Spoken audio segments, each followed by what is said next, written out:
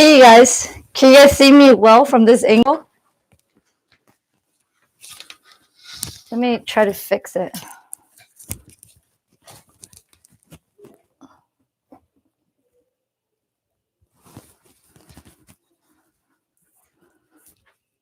think that might be too high.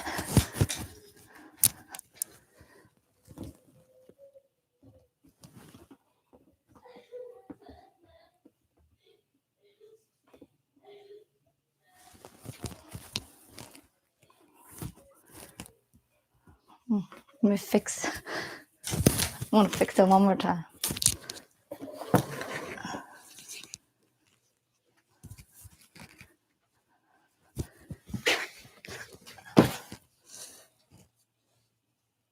Hey Jessica.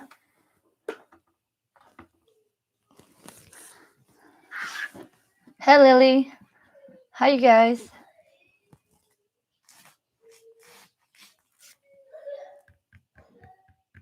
Oh, thank you, Lily. So today I was thinking of doing some embroidery sample, but then I might kind of switch gear tonight because I want to share my sewing machines, and I think we'll be working on like a little skirt. But before we do that, a lot of people like been asking me lately about how I store my sample. So I made, let me grab all the sample that I made last week.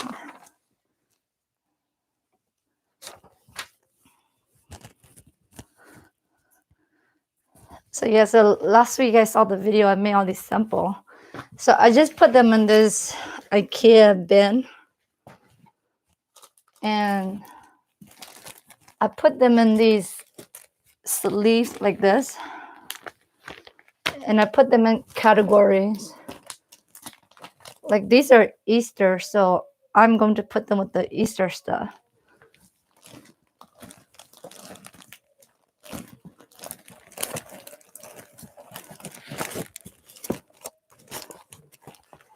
So I have an Easter. So all this is Easter, and I just put them in this binder ring. So the reason why I did this is it's just quick reference for me. Like if the customer order this design and I forget like the fabric and the thread I use, I just like look through the design in here.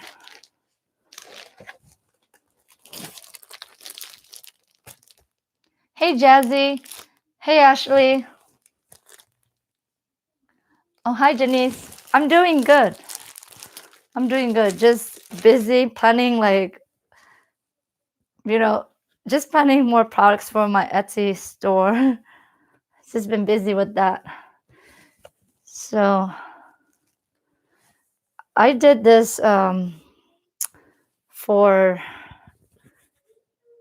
St. Patrick's Day, but I'm not gonna list this because St. Patrick's Day is already coming up. So I'm just gonna put this for next year.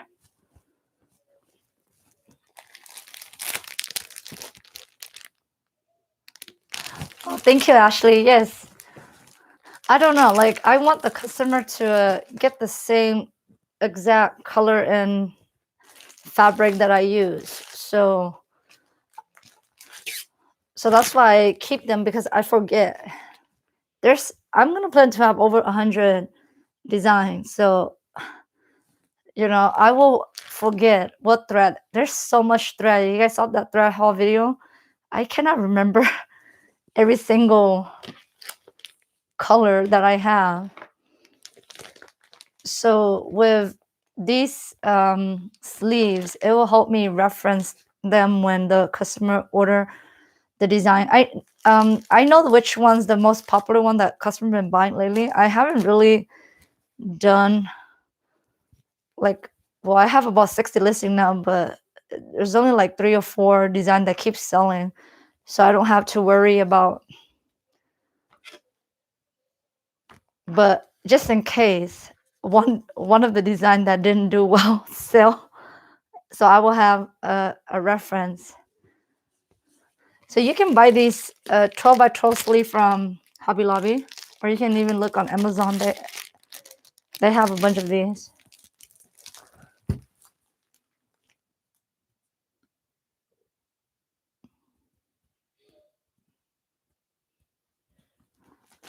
Hi, Cece. Hey, Joanna. Welcome, Joanna.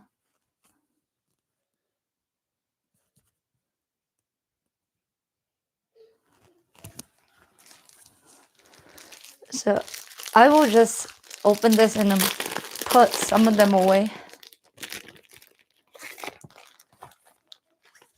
I know I haven't been on, well, I was live last week, but maybe I'm gonna try to be live once a week just to work on something with you guys. Like I'll plan like a project. I don't know if Nairo's here tonight, but tonight I want to show my sewing machine how I hem a skirt, because Nairo was asking about that, and then after this live I will also like do a video of like different ways to hem like your skirt. I'll share that with you guys in a little bit. So I'm gonna put this in the sleeve.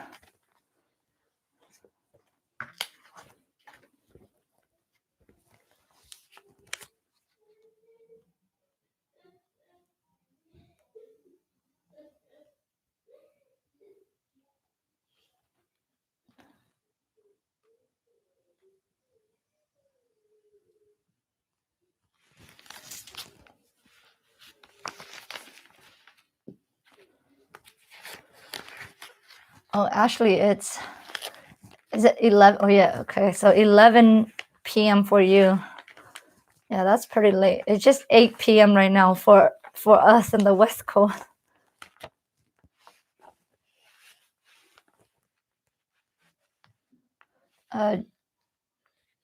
Joanna, are you talking to me or are you asking somebody else?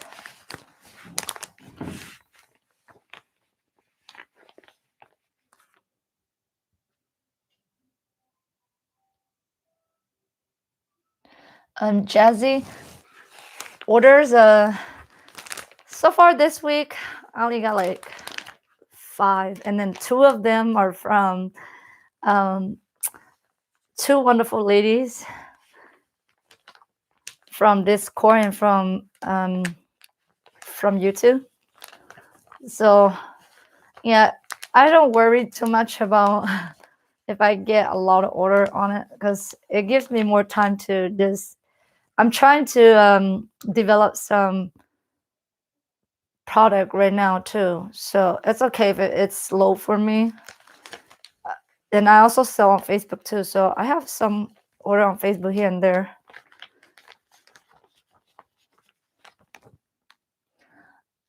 Okay, yeah, okay, Joanna.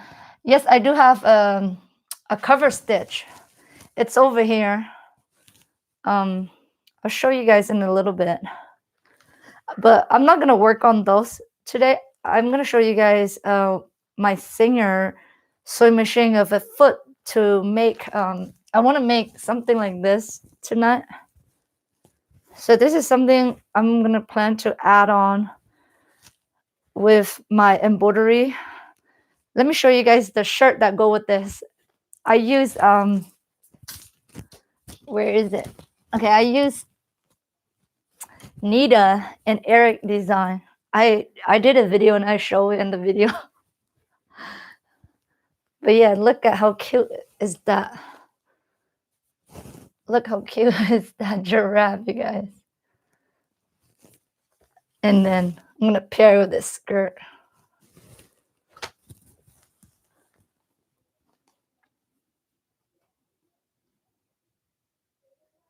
Oh yes, Jazzy.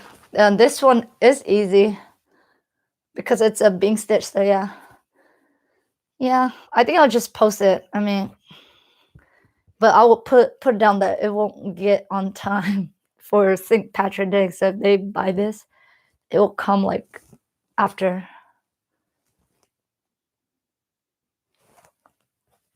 Oh, thank you, Lily. Yes, I've been planning like sets like this. So I have a mermaid one that says Mermaid Squad. I'm planning that. And I also gonna have a matching headband. But I don't want to sell them yet. I'm just testing out the size. So I bought the pattern because I want to have the size for each. I think I'm gonna make this up to size 40.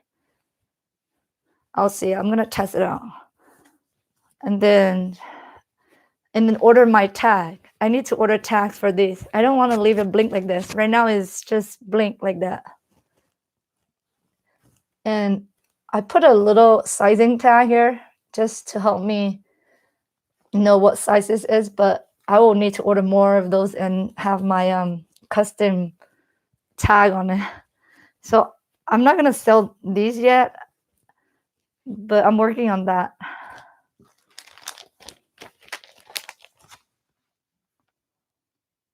Oh, hey Alicia. Hey Alicia. Welcome, Alicia. Alicia, your live was so fun today. We were crazy earlier.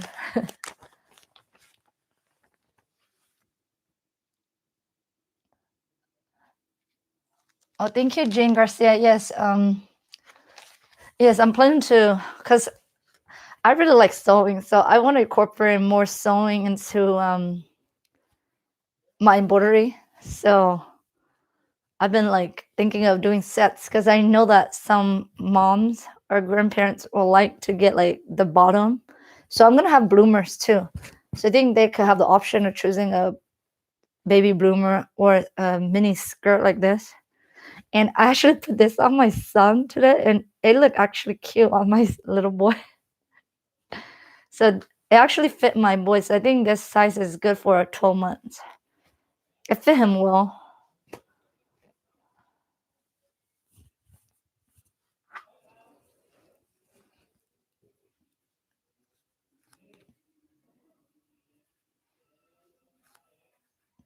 Hey, Ediani. Welcome, Ediani. I know. I thought Alicia would be exhausted already. But thank you for the support coming on my live tonight, Alicia. Oh, hey, Pia. So Pia's here tonight. If you guys don't know who Pia is, Pia also has a Blink company, and she's on Instagram, and her Blink is called AP Blinks. If you guys check her out on Instagram, yeah, I shared last time about her blinks, and I'm gonna plan to do a video on it and embroider my son Easter shirts on it. So that will be a video. It's not gonna be on this live tonight, but it will be a video for you guys, so you guys can see how her blinks look like and how it feels and how it stitch out.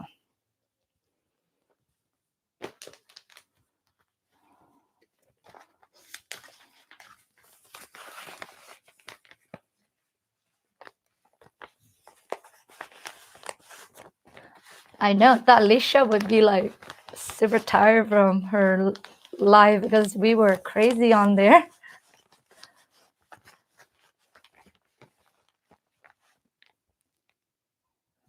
Oh, Joanna, I have two actually. I'll just show you guys in a little bit, but it will be a video when I show you guys how to use the one that I have.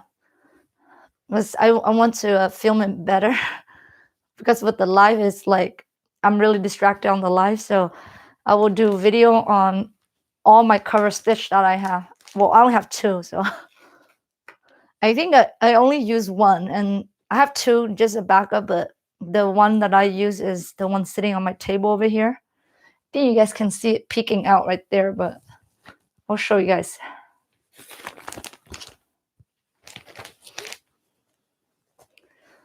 So I was hoping that Nairo is on here tonight because I'm gonna show how to do this hem without ironing.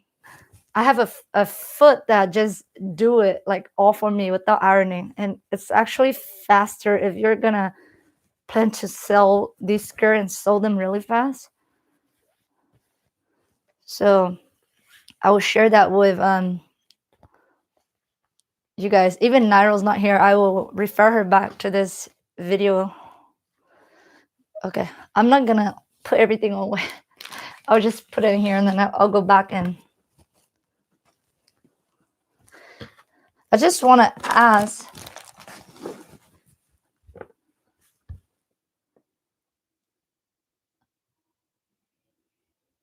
Oh, thank you, Alicia. I know it's really late where you're from, Alicia. So thank you for dropping by, Alicia. If you're gonna go to sleep, have a good night, okay? Thank you for supporting. Oh, thank you, Pia. Yes. So I don't know how what to me, like I try to save some time with embroidery. So I cut my applique. Well, when I do one of these sample, I will cut a little bit extra, and I'm just gonna put them in baggies just to save on time when the customer ordered that particular design.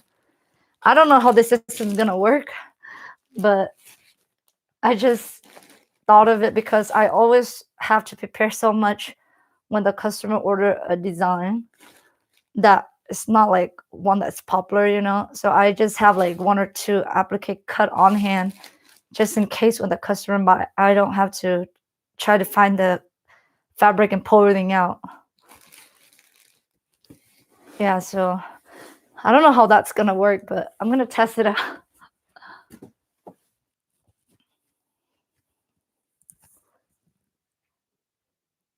Hi, Beth. Thank you, Beth. Thank you for telling everybody that.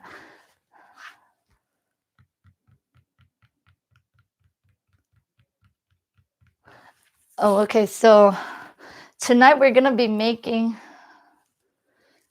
Okay, so this is my American doll. We're gonna make the version of that mini skirt on my sewing machine, but it's going to be for American doll. So I cut it out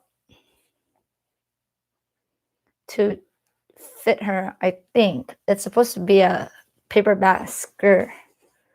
So I just measured her earlier, and I don't know if it's gonna fit her exactly. I'm not a good pattern maker, so I just cut out what I thought was gonna fit her. So we're gonna be working on that on the sewing machine. Oh yes, Pia. I'm thinking to do shorts for boys too. I think I'm mostly gonna be working with seersucker because I like seersucker, and I don't want to have like so many option fabrics. So for boy, it's just gonna be like those seersucker. But for girls, they'll have more variety. Because I think my shop will mostly focus on girls, but I'll have some boys outfits too. It's so hard to like, the more things you have is like the more thing you have to keep track of. So I need to take a look at my store and really simplify it to make the things that I want to make. If you guys know who, I think it's Denise. She's on Discord too, and she has an Instagram. She's the lady that sew the Hawaiian outfits, and I was really inspired by her. So I want to like stick with one type of fabric and pattern, which I have decided to narrow it down to a seersucker. But I still like my prints, so I will add some with like prints.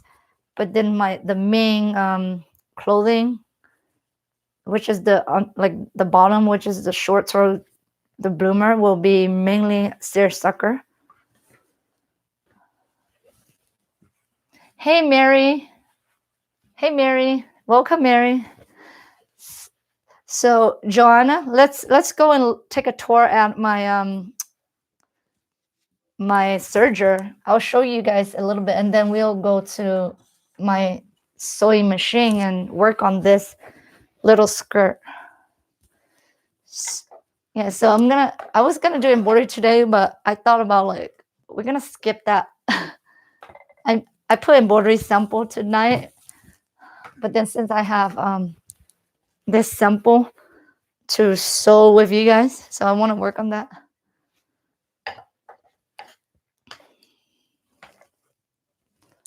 So I'm gonna come over here and bring my webcam so you guys can see. Okay, let me. So this is the baby lock ovation. Joanna, are you still here? So you want to see the cover stitch. This is the cover stitch. This is the combo cover stitch. So it has a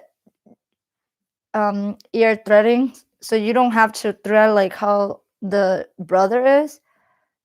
I think you push it in this. I will show you guys. You see how it has just these holes right here? You would put the thread here and then press this button, and it'll just suck up the thread, and then it'll just shoot it right out of here. So I love this machine, but this is an expensive machine. They have the new model already, so this is the old model. I got the old model because I didn't want to pay full price for the new one. There's not much difference. There's only a slight difference in the new model and the old model. So I went with the old model. Okay, I'm gonna put you guys down right here. And then we'll go look at this one.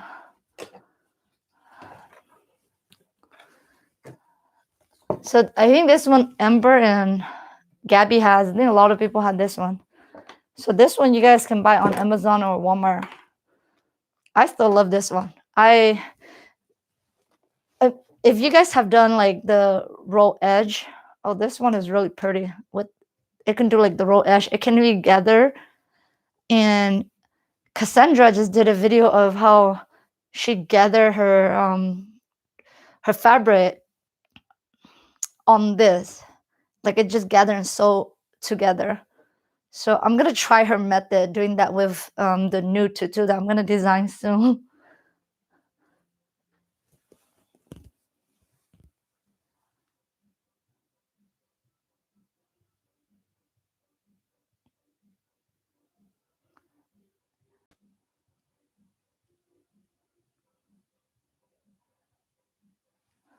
Okay, so I don't know if Joanna's still here. So Joanna, if you have any question, you can ask me in a little bit, or ask, and if I cannot answer, somebody can help me.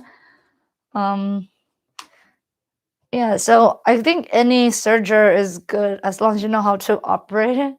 I don't have a preference. I just went with this because it get the job done, and it's cheap if you guys can get it from Walmart.com. And this one you can buy almost anywhere online. But with this one, you have to get from the dealer, because this is a baby lock. You cannot buy it online or in store. It has to be from a dealer that can sell baby lock stuff.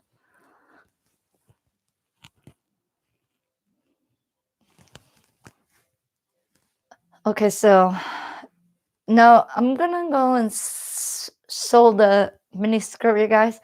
So I'm gonna put this with my sewing machine over here.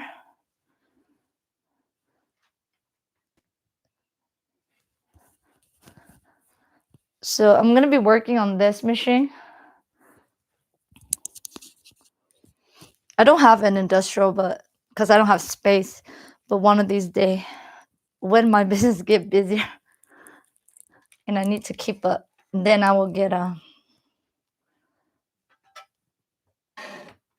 Oops! Oh my gosh, sorry. Yeah, I'm still using my webcam, so.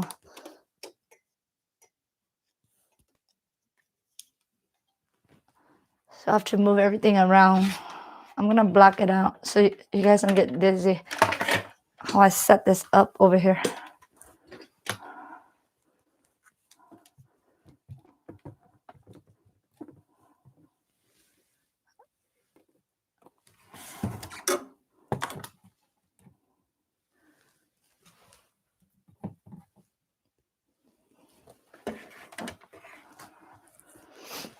I don't know if this angle is a good angle.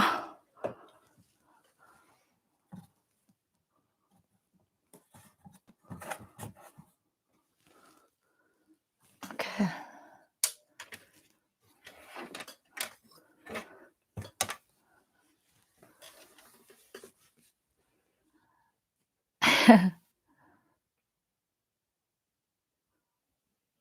No, I make the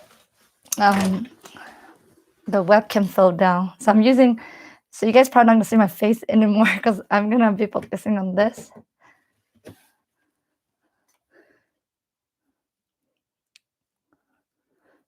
So to make that that hem without ironing it, you have to have this feet. Let me take it off and show you guys. I know that Naira showed me a lot of the feet that she bought. This one, I think some has a similar one that look like this. But this one is for industrial machine. This is like almost like an industrial machine, but it just doesn't have like the oil bed that is sitting on top. So that's why I'm able to use this feet.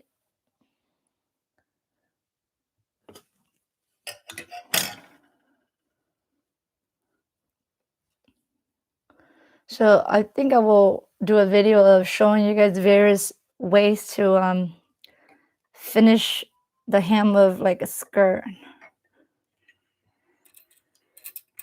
But this is one of the way that I find is the fastest without ironing.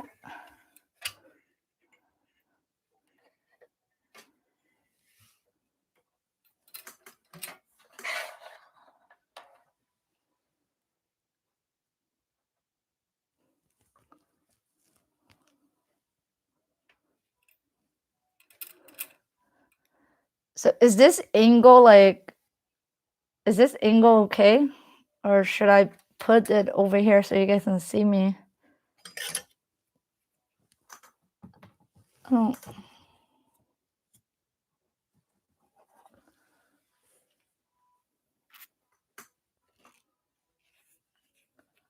Okay. I hope that this angle, yeah, you guys can see well. So I'm gonna put it back on. In the beginning, you have to find, so this feet is really good because you see this edge right here. This can act as a guide too. When you're not using this feet, you can swing out like that and then just use this as a guide. So it can just sit right on your machine and you can just move it away when you don't need it.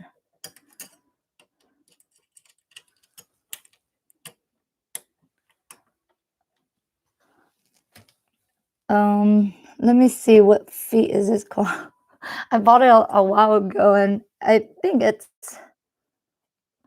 like a roll ham. There's different width. This is the 1/2 inch. It will roll up into 1/2. So this is how it will look when I finish it. So this is the 1/2 ham. And then there's like a 1/8. Let me show you guys the 1/8. So I used the 1/8 on this American Doll dress.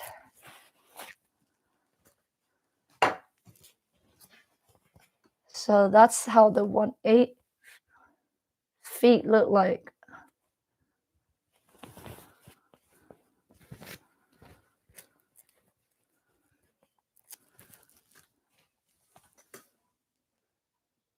Oh, hey Anna. Okay, you have a good night, Anna. Thank you for dropping by, Anna. So let me show you guys the other. I have like three of those feet. We'll take a look at that.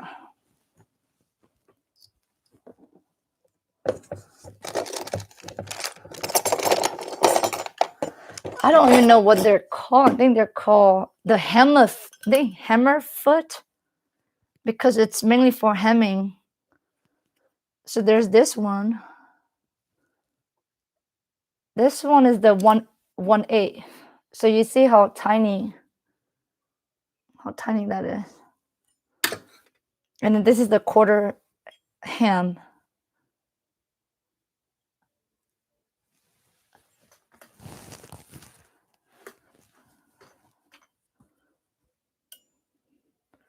So yeah, so with these you have to use with an industrial machine. It won't work for the home machine. So the one that Nairo showed me on Discord, it's for home machine. So if you have a home machine, you can get this one similar to hers, and they're from Amazon. This one I got from eBay.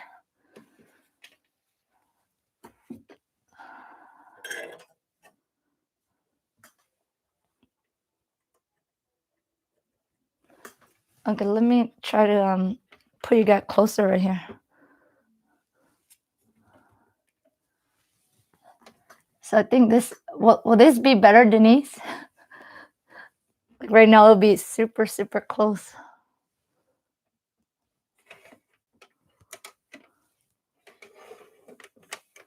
Now you guys will just see my hand.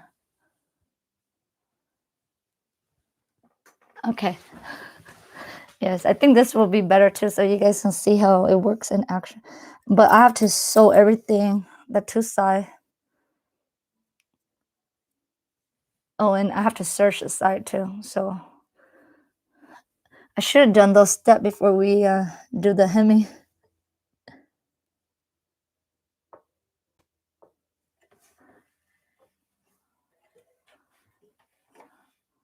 Okay, so I threaded the machine already.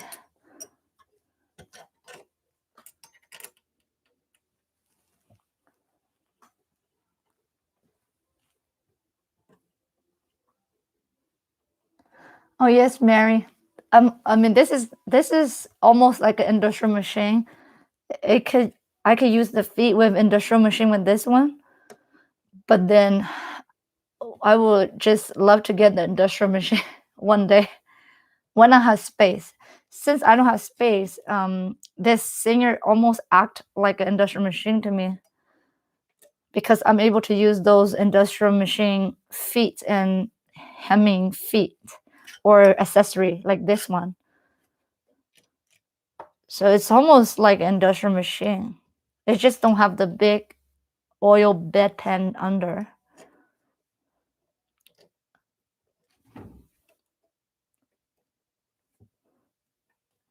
So with this, you have to test where the needle is gonna hit the, well, not this, but gonna hit like your fabric when you hem. I'll show you guys in a little bit. I just have to sew the edge and hem my.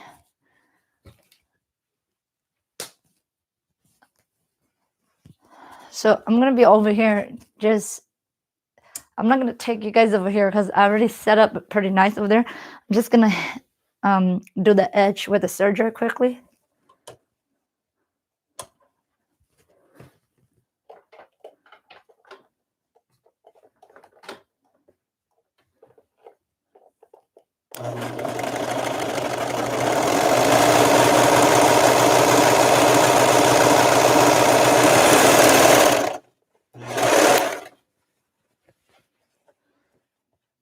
So I want to finish the edge.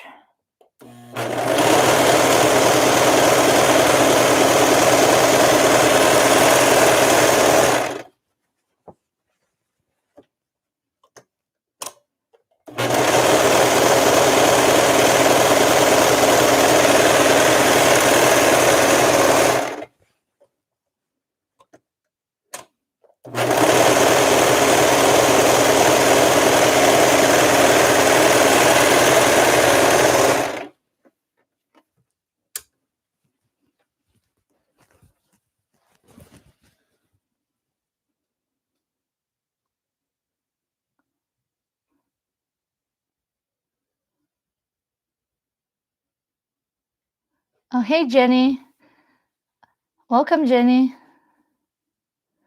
Oh, yay, Naro's here. Naro, well, you're just about like here for the good part because you were asking about hemming skirts. So we're working on that right now. Hey, Shayna. Yay, Shayna. Thank you for coming to support, Shayna. Thank you. So, Naro, this is for you today. I want to actually do a video later, but I want to do this on the live and then do a video to show the various way to hem a skirt. Well, the way that I learned. By any means, I'm not a professional, guys. I'm not even a professional. Like, I just learned everything from YouTube and when I was an intern. But I'm not that good yet. I think I'm like intermediate.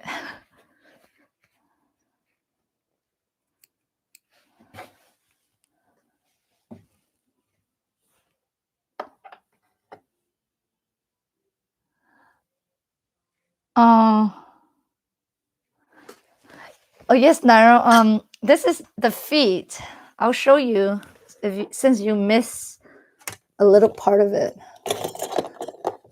This is for industrial machine, like these feet.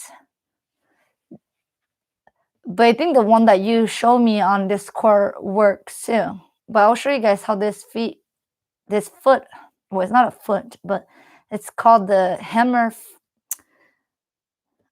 It's not really like a foot because it doesn't go on your machine on this. It just go on the side. You're using on the side and guiding, feeding through to the feet. So I think it's called like a ham. They say it's a hammer foot, but I don't think it's a foot.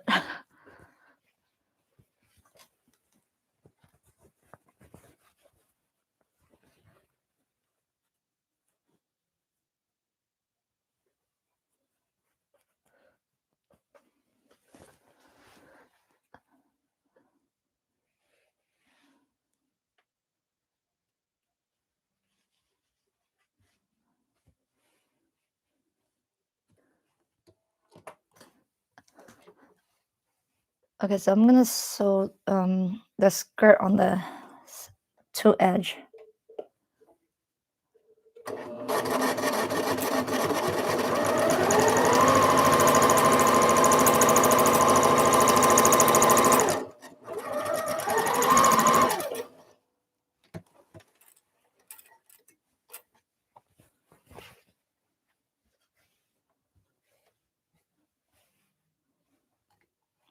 So Nairo, what was your life about on Facebook? Yeah, sorry, I didn't know that you were on live there. I was watching Alicia live earlier, so.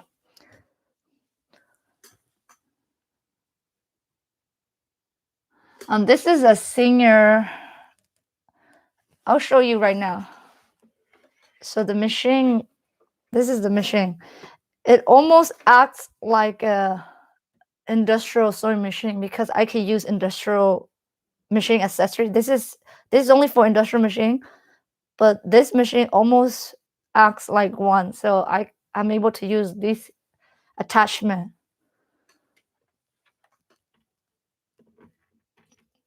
So yeah, so this is like the next thing.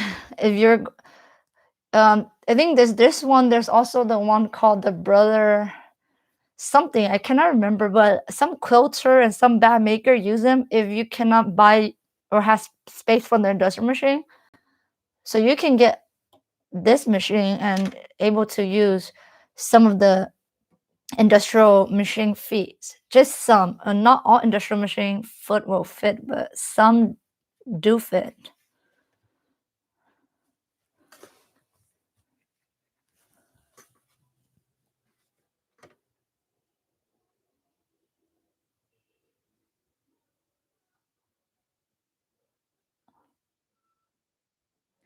Mary, what kind of machines do they have at the factory? Is it like a sewing machine factory?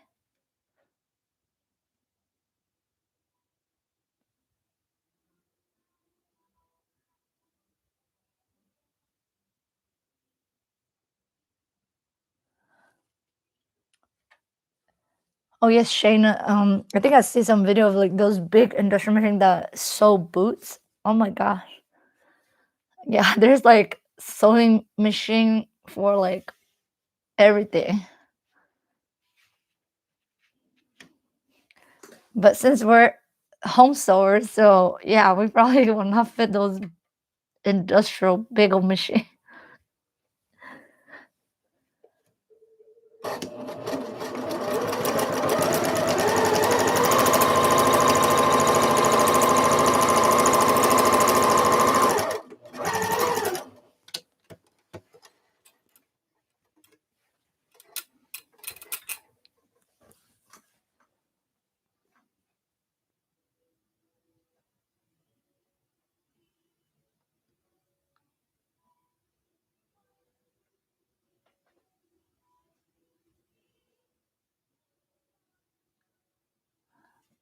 Oh, so Naira, do you have like on Facebook, is it just all your friends that watch you on live?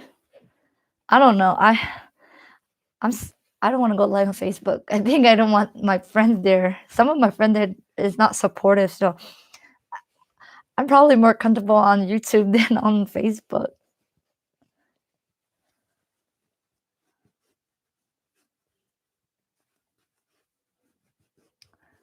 Yeah, so Nara, when you go live on Facebook, if we're not your friend, can we see it? Or we have to be your friend?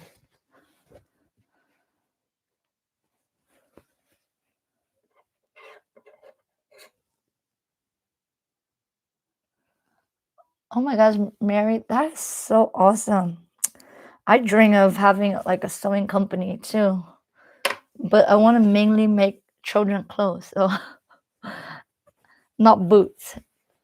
Yeah, but just see there's some company that just mainly do boots or just like one type of piece of like clothing or shoes.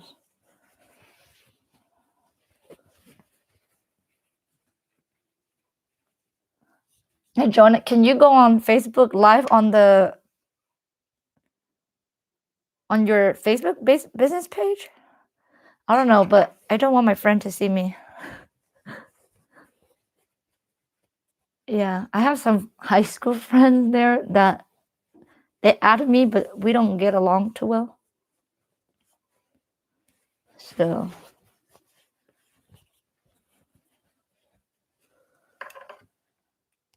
okay, I will probably consider it. I will wait a little bit longer till my business is doing well because at this early stage, like I didn't want my friends to look down on me. Yeah. So I probably consider that later.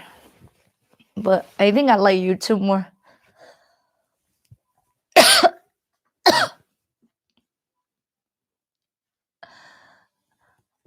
Well, some of them are like they're good friends with me in high school, but like they just talk a lot.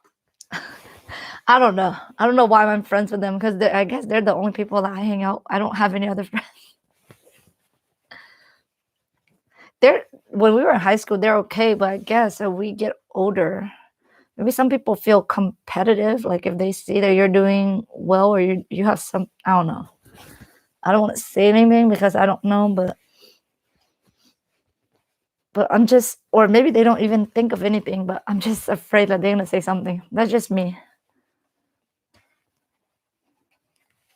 Because some people know that I don't work, so if I come and do something, they always say that, oh yeah, you have too much time. That's why you're able to run a business or do sewing or whatever.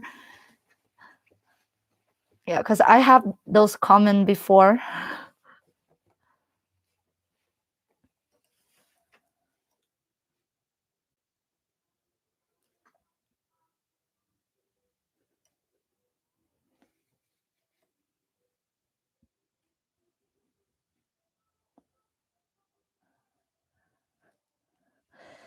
Yeah, so if you do on your business page, so all the people that like your business page, will they see the live? I want to try that because I want to do some project on there. Or I was thinking if a customer buy like an outfit there or something there, I will make it live for them. I was thinking something like that, but I'm not sure. Or even on YouTube here, is somebody that follow me, you know, and want me to make their stuff on live.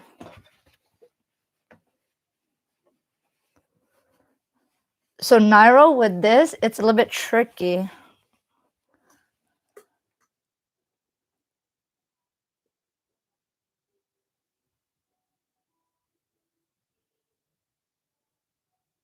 Oh, actually, good to know. Oh, I want to try that one day. I'm gonna look into it, Ashley, and see if I can do. Yeah, I'm gonna try that because I want to go on my Facebook business page too. Because I only want the people on my Facebook business page to see me because I think some of my friends are not on it. So I don't want to do on like my personal Facebook page. I'll just use my business page and go on live there.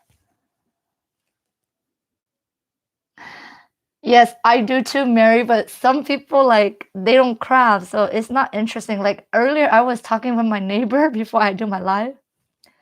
I don't know. She doesn't do craft, so I was the only one that just sharing. Well, I kind of share a lot with her too because she doesn't do crafts. She probably don't know half of what I talk about. So that's why I'm happy when I'm with you guys because you guys craft and we all can relate with each other. Okay, so Naro, you do not want to start this with like you know how you see this edge where I sew the two sides of the skirt. You have to start away from this because it's hard to roll this in.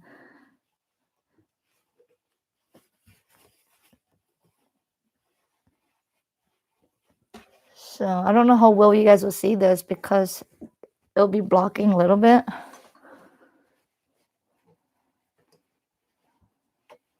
So you have at the beginning it's a struggle because you have to roll it. Okay.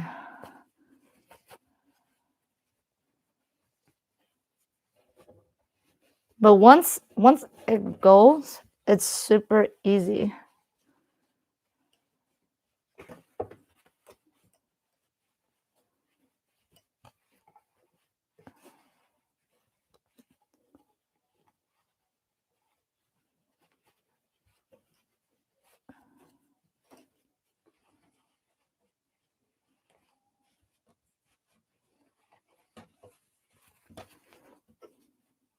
Because I have to adjust the feet. You have to adjust this just because you want the sewing to be near the top.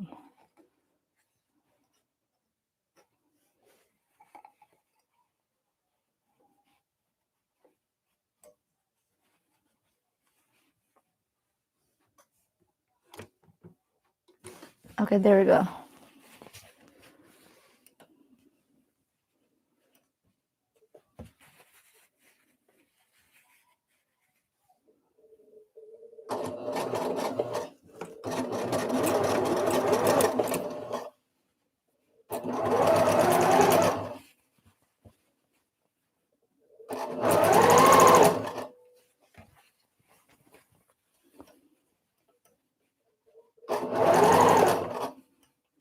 So you have to make sure it catch the top.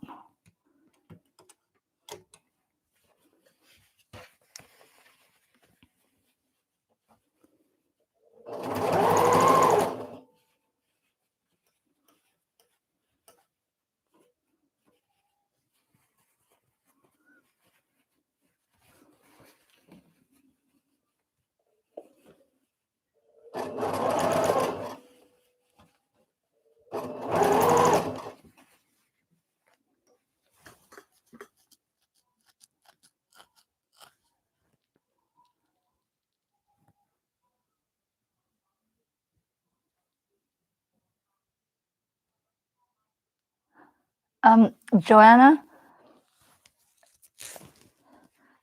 I think the cover stitch, I mean, I don't do the hem on the cover stitch, only for knit. You could, and then you don't have to roll it. So, because the thing on the cover stitch, it already covered the back of this when you sew it through. So I think with the cover stitch, you probably just roll it one time and leave the raw edge here exposed, and then it will encase it with the cover stitch in the back. But I mainly use the cover stitch for my knits. I do that with knits because they don't fray, but with cotton they fray. So I like to use this to close the fraying edge. It looks a little bit complicated, but this is for like the American doll, so it's really tiny. If you do for like the baby, when I did on the baby one, it was easier because I have a wider, the skirt was wider, so I'm able to hold it like that. So this one's a little bit too small, so I have to. So now I'm at like this edge. So it's a little bit tricky for the edge because they get caught. So for this edge, what I do is I just swing this out because I cannot go through the thick edge. So I have to just close it and just manually do it. And then I'll put it back.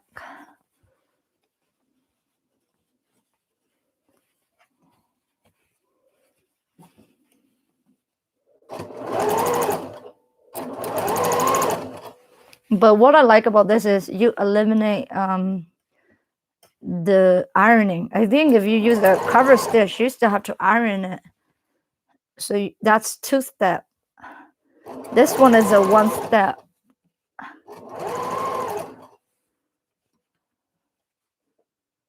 There's many ways, but this is just faster if you have this feet.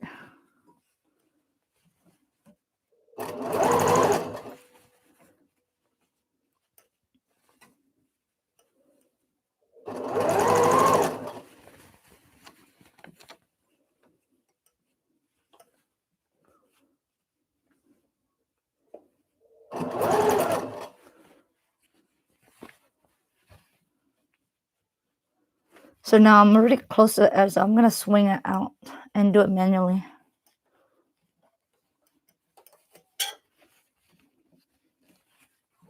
So see, I'm almost at the end already.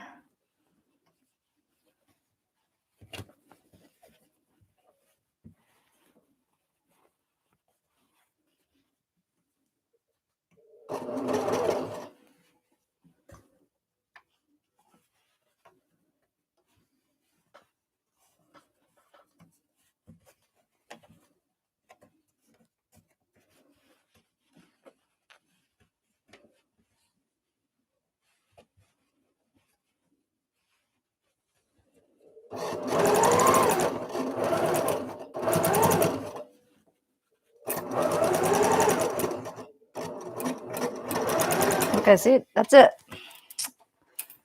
That's all. I didn't have to iron anything. It's all done.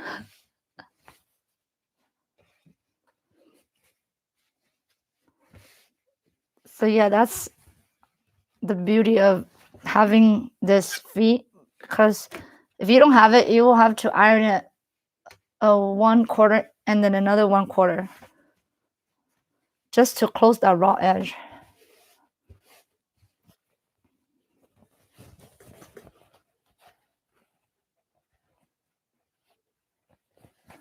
Yes, now I think the feet you have will work too. But when you hold it, make sure you hold it like angle like at a, like, I don't know how, 45 degree, something like that. And make sure it's always like the raw edges roll in under for you to be able to sew it.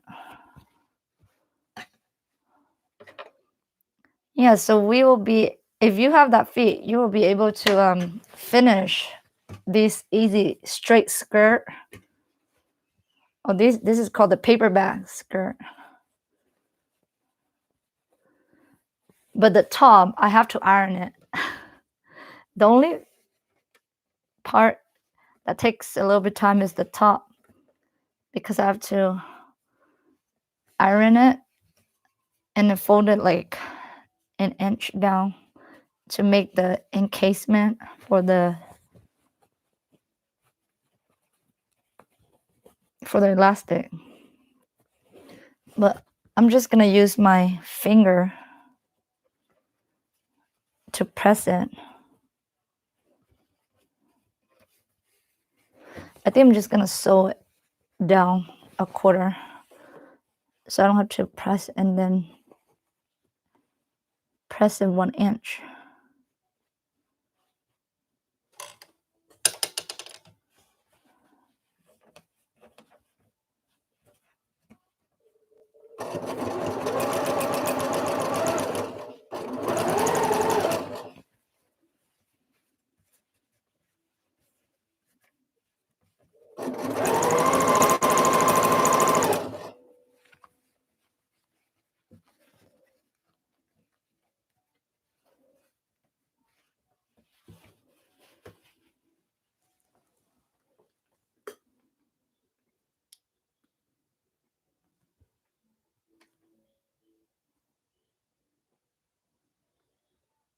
Oh my gosh, Denise, I want to do that too. I just want to sit in my room all day and sew. Yeah, but it's not possible. We have to, the only time I get to be in here is at night. That's why my lives are late. Because when I'm in here, I still have to run back in and out, and then it's hard when I take a little bit break to take care of my kids and to come back and sew. So when I sew, I just want to sew for hours. And if I took a little bit break, it's hard for me to come back from my break when I go take care of my kid. So I prefer to just do a little bit and prepare my stuff for the night, and then I'll just sew all night or embroider all night.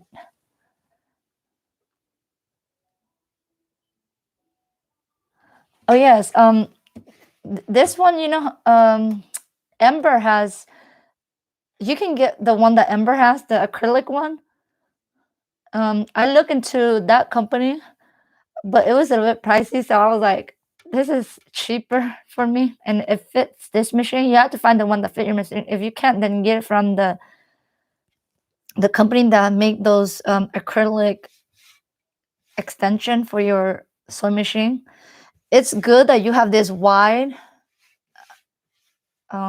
this extra link around your machine, so you can just go like this easily. Because if I don't have this extra table, I can't put my hand over here. I have to sew like really close up here. So I like that I can go down here or close up here and have all the extra space to like hold the fabric.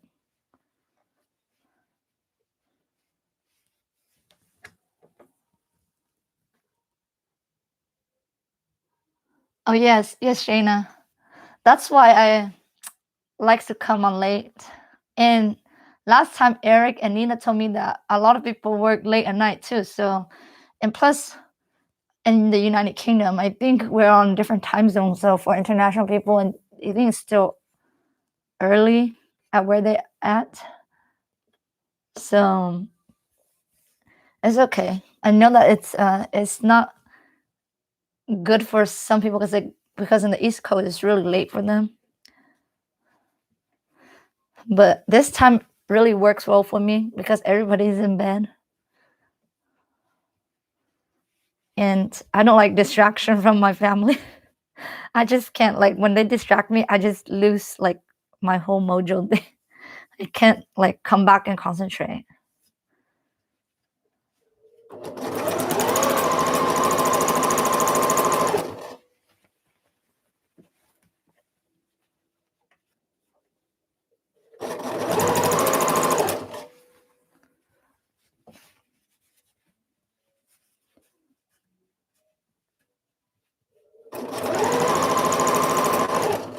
Hey, do you guys I know that I'm not part of like Connie their so long.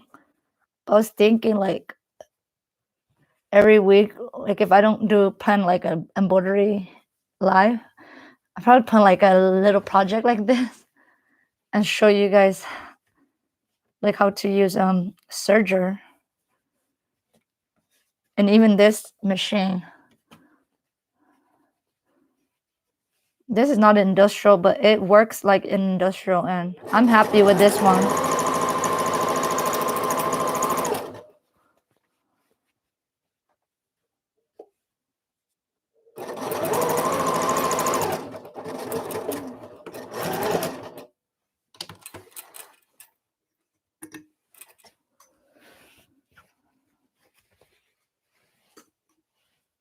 So since I didn't iron it, sewing it down helps.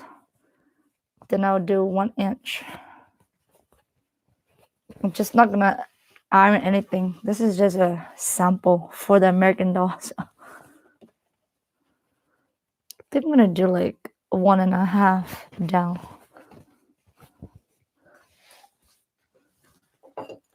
I need to test it.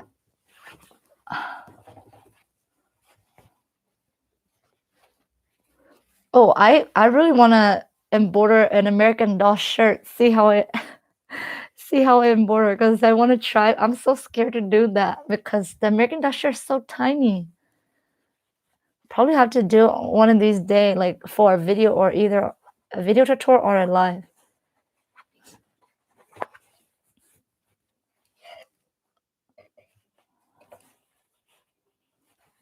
Okay, so I think I have to do 1.5. I need my little ruler. Oh no, I'm not in the UK now. I'm from California. I'm just saying that like in the United Kingdom it's probably early over there. So even if I'm doing late, some people can still watch from another country because it's early where they're at. And then even in the United States, some people work late at night because last time Nita's husband was like up really late, still hustling.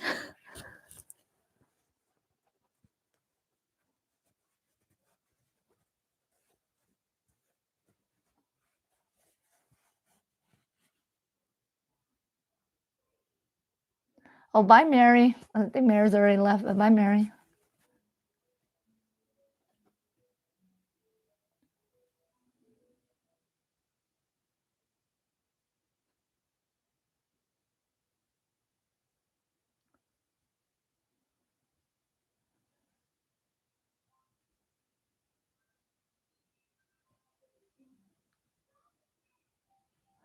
Oh no, yes, now if you come on live at night, oh people, some people don't sleep, and then internationals like their hours are different than us, so they will be up. I think you cannot find like the perfect time. Just what works for you.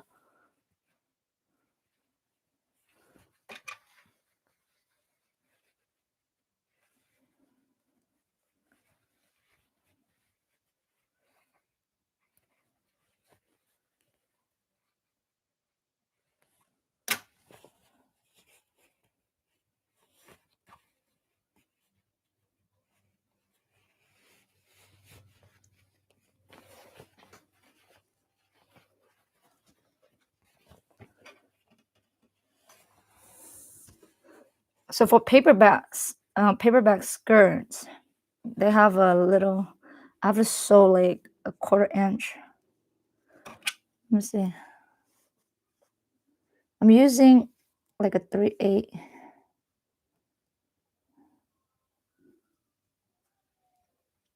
No, I think I have to do 1 and I'm just estimating this because I'm not sure this is a sample.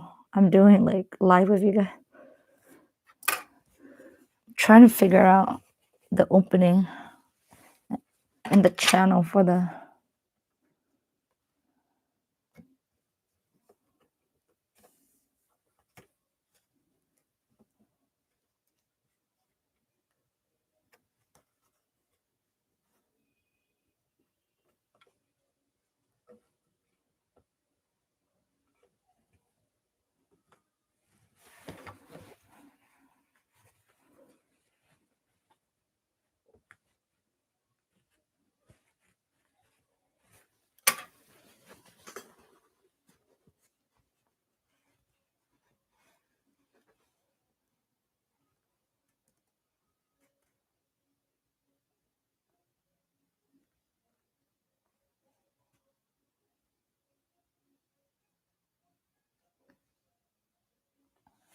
Are you talking about this now? Oh yeah, this one is good to measure. Yeah, I have two of these. I use this a lot for the hem. I'm just trying to figure out how much I'm gonna fold back.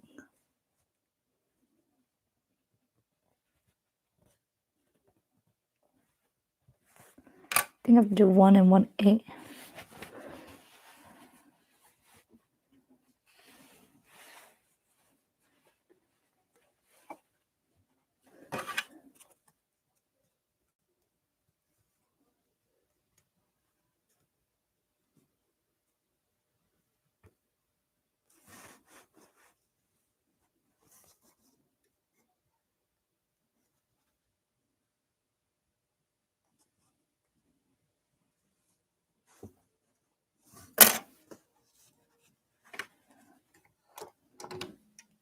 And then now I'm gonna use this as a guide. So this feet is good because when you're not using the hemming feet, you can use the edge as a guide.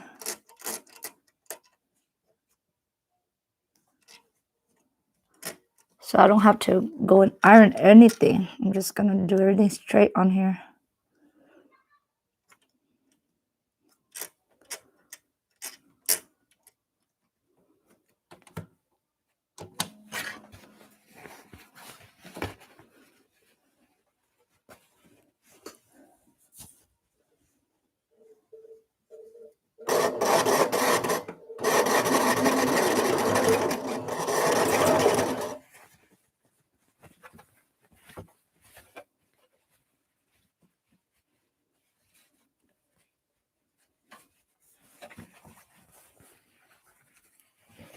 So with the extra extension table, you can put your hand all the way out here, Nairo.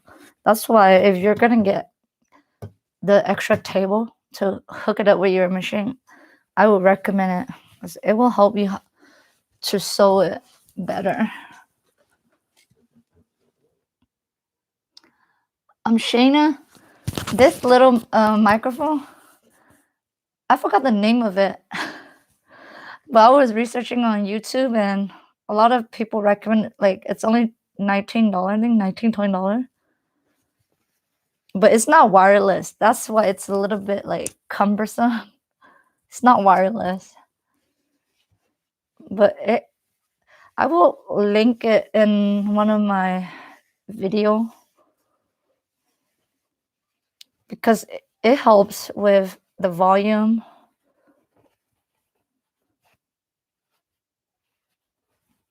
It's just a cheap microphone.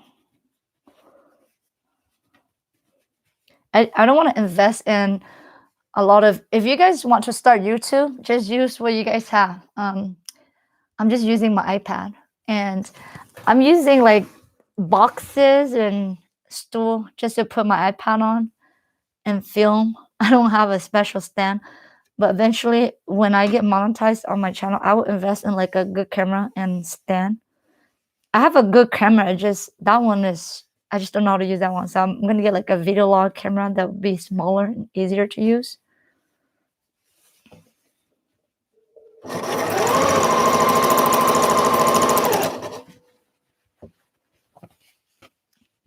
Yeah, so start with what you have. I think that's what a lot of people suggest. You don't need to spend so much money on equipment and microphone.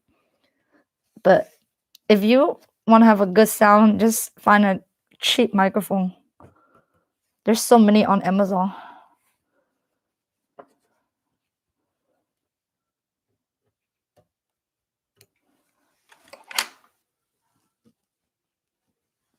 Hey, welcome, Shayna.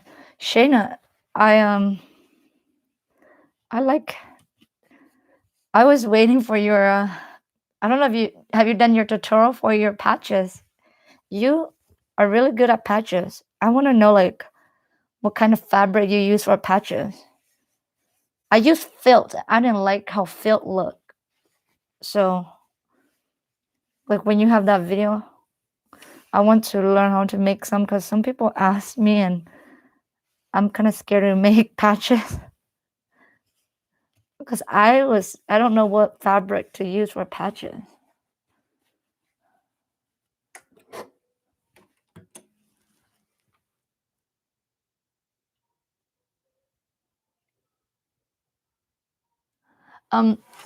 Naro, you can use this feet for circle skirt too.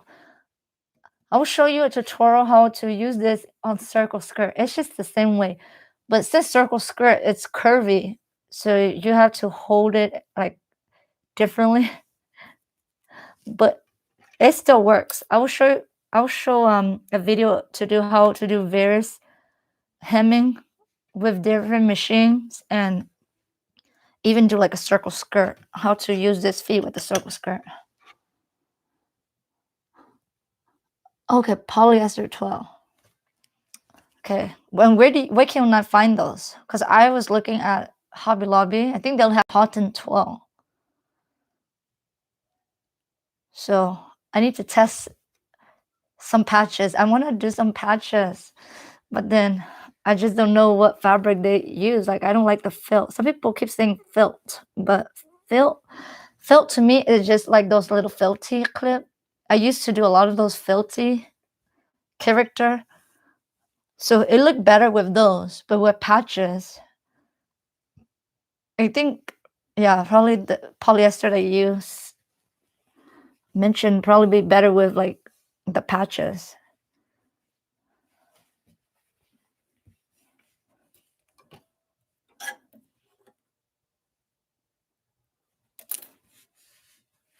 Oh my gosh, I think I folded too far.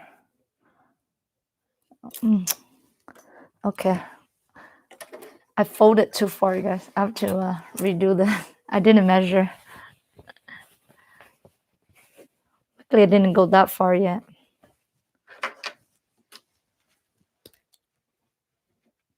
Yes, Shayna. Shayna, yes, do a tutorial on it. Because I want to see like what kind of fabric, stabilizer.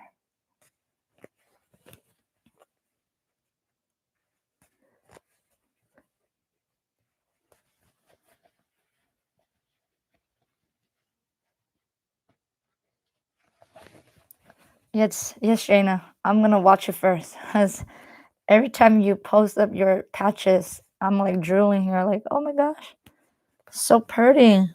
Your patches come out like flawless.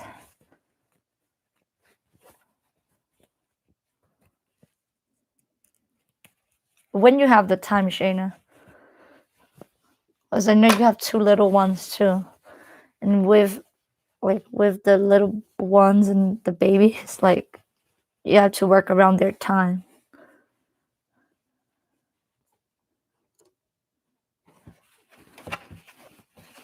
Can't believe I have to redo this because I didn't measure. I went too far.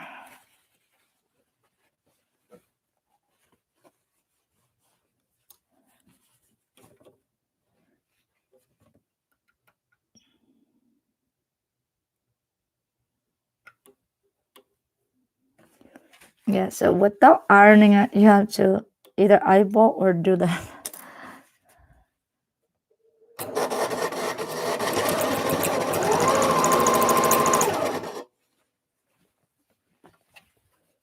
So to measure each one.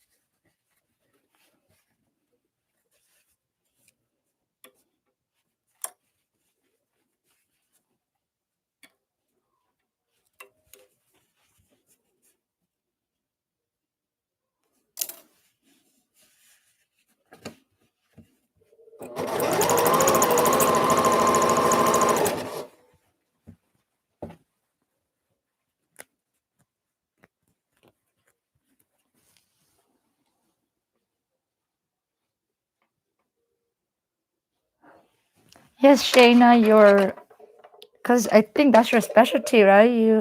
Your whole Etsy's focus on making patches, so I'm pretty sure you're like the expert at patches. I think we all do almost a lot of crafts, but there's like one thing that we're really good at. And I think patches is what you're really good at, Shayna, because I see all the patches that you offer.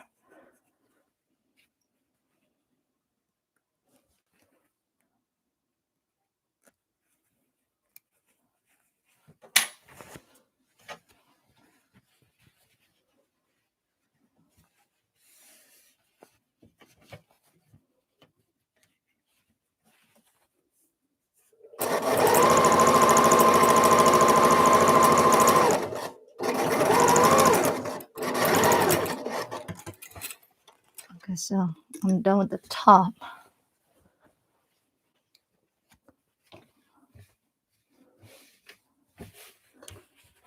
Okay, it looked like it actually lines up.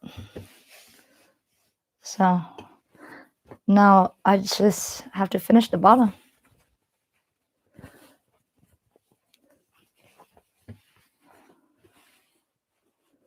So with the bottom, you must leave like at least 2 to 3 inch opening, so you can insert your elastic.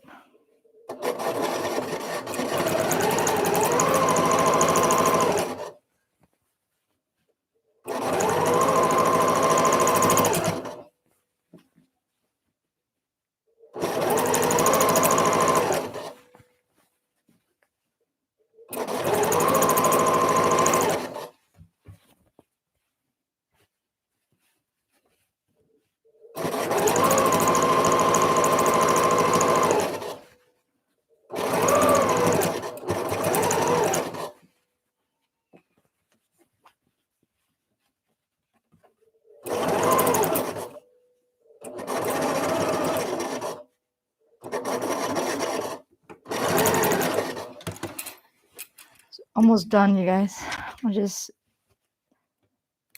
So paperback skirts are pretty easy if you don't add any pockets or add any extra things. It go by pretty fast.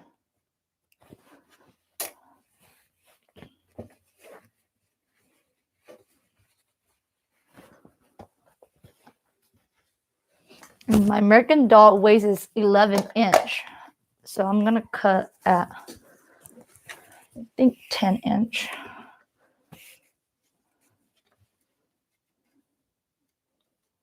Cut at 10.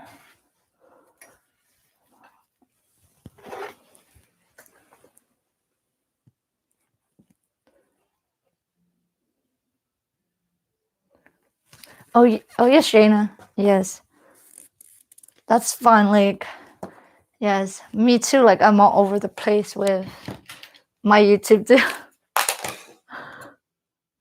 But I think I'm gonna focus my YouTube on mainly like sewing and embroidery.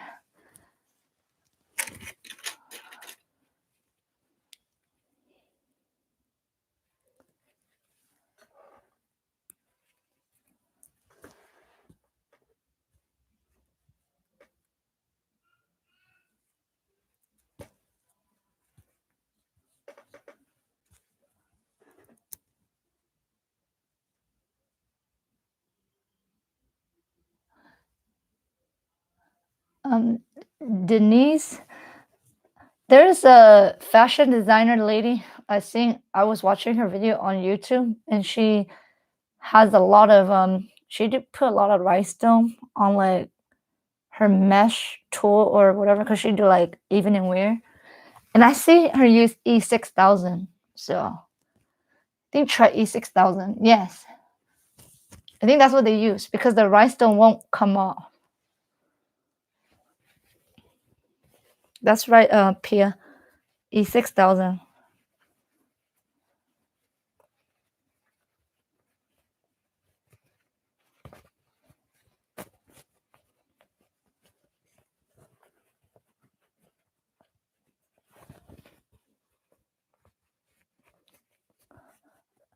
Yes, yes. I think that fashion designer that I saw on YouTube did that, and she do a lot of rhinestone for her evening wear.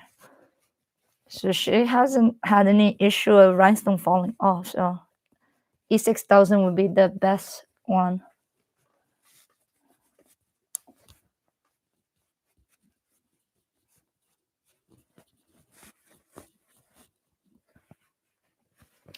Yep, Shayna, that was a good question. And do you guys know that you guys can use like the glue stick for temporarily to hold like your ham? Like if you need to do this ham and you don't have an iron on hand, you could just use a glue stick and glue it. And they're washable. So I see some people do that. Use a glue stick.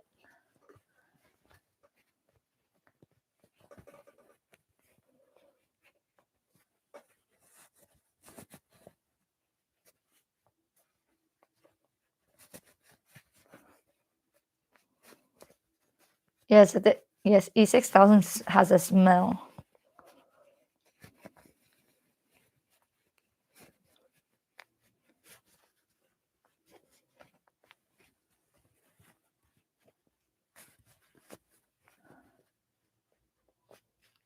Yes, Nairo. You could use a glue stick like the washable glue stick, Elmer glue stick. Yeah, use those.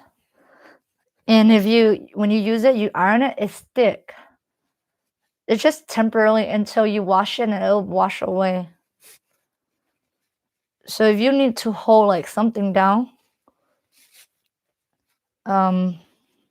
use the glue stick for your hand, and then when you iron, it will lay down really, really flat, so it won't unroll when you try to hem it. So if you guys don't even have this, you guys don't even need that too. Like use the glue stick to iron it down.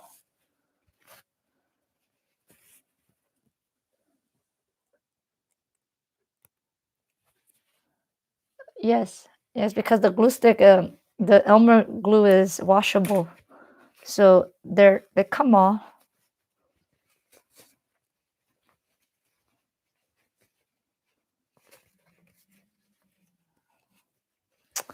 Oh my god, I was talking to you guys and one of the it came off. Gotta do it again.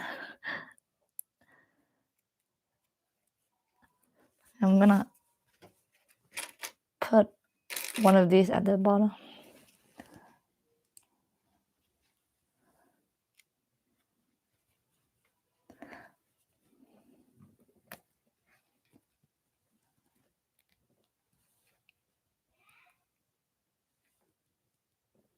Oh, Denise, yes. Earlier you said you make tutus, so you use glue to you put embellishment on your tutus. Yeah, I haven't tried that. I don't know. I'm just scared to use so much embellishment on the tutu. So before July 4, I was thinking of adding like the stars on it, like fill. Like, do you put fill or what kind of embellishment, like rhinestone? Mm. Shayna, this is a mini skirt. If you're asking me, I'm making a little skirt for the American Doll. It's a paperback skirt.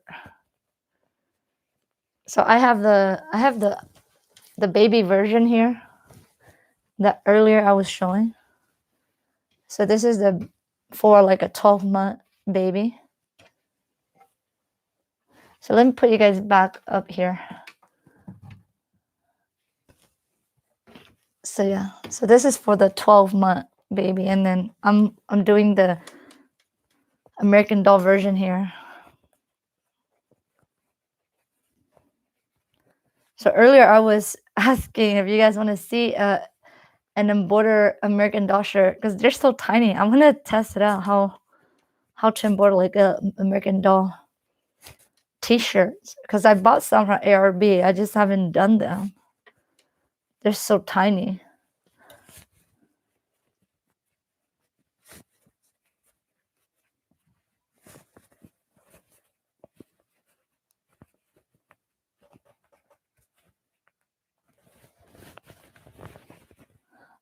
Oh, Beth, thank you, Beth. Thank you for coming.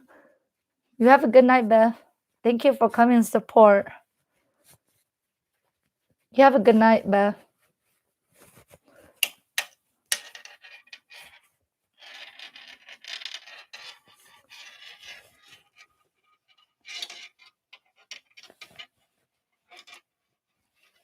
Oh my gosh, Denise, talking about butterflies, you guys. Have you guys done like freestanding lace or when embroidered with organza? I want to try to do butterfly on organza and glue them onto my tutu. I was thinking of doing like a butterfly thing and then just glue all the butterfly from the butterfly organza that I made from my embroidery machine. That'd be awesome to combine embroidery stuff with a sewn tutu. So it's like I get to add all my skill into one outfit. Thank you, Cece. Yes, I've been having all these ideas. It's just I have to write it down and then do it and show you guys. I don't know if people will buy, but I will just share and create and show you guys my creation.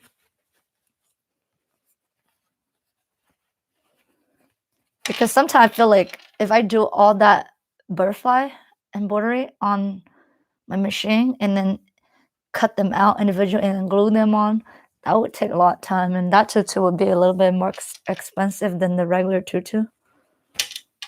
So Denise, do you charge more if it has embellishment on the tutu?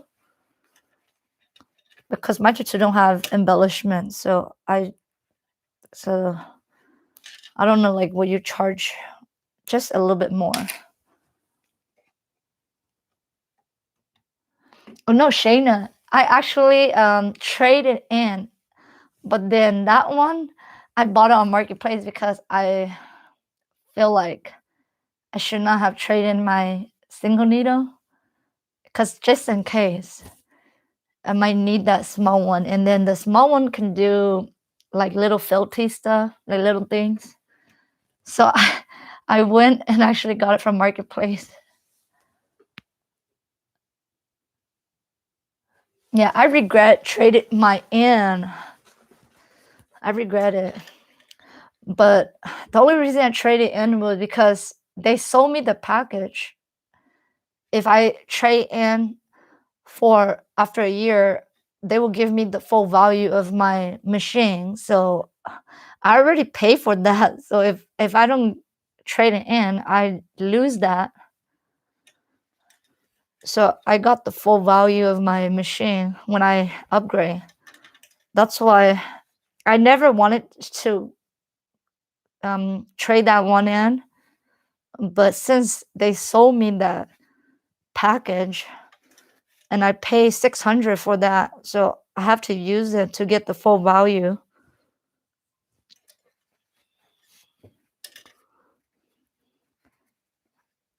So recently I just went and got that on marketplace. Yeah.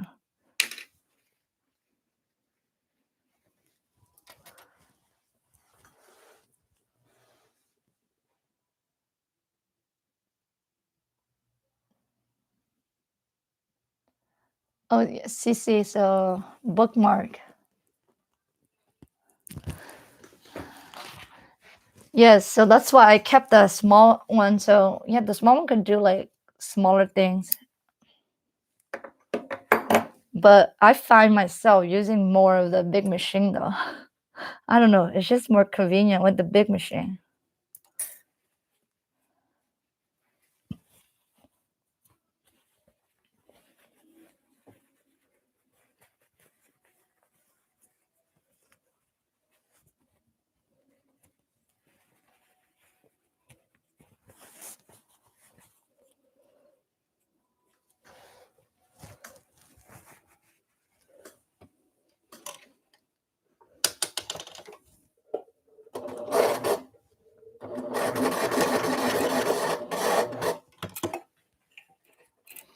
Would you guys like to see a video of doing like those organza butterfly? I even want to embroider on my own shirts too. Like earlier we were talking on Alicia lives about if we have some clothes that we don't like, we can embellish it with embroidery. So I was thinking of doing some of them to my clothes too.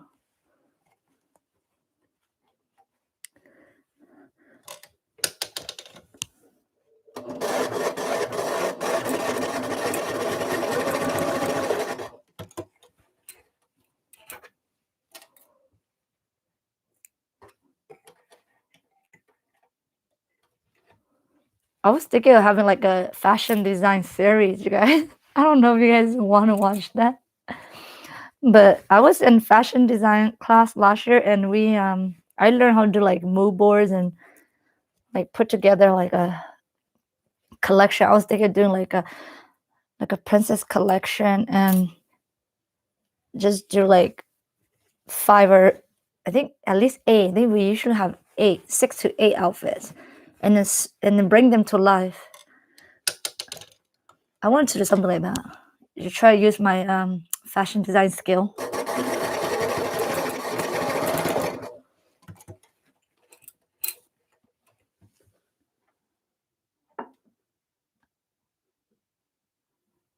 Hey Dahlia, welcome Dahlia. Oh, thank you, Dahlia. Yes, I always want to do that. So like I show you guys my mood board. If you guys want to follow along, when I start the episode, we all could do that. Create your mood board, draw your like outfits, design your outfits, whatever, from your mood board, and then bring those outfits to life. I want to do that. Because I want to see how the mood board that I put together and the clothes that I design come to life. You guys is done. All I have to do is just close this, and I'll put on my American doll. Maybe it's a little bit too long for my American doll. Look like it's a little bit long, but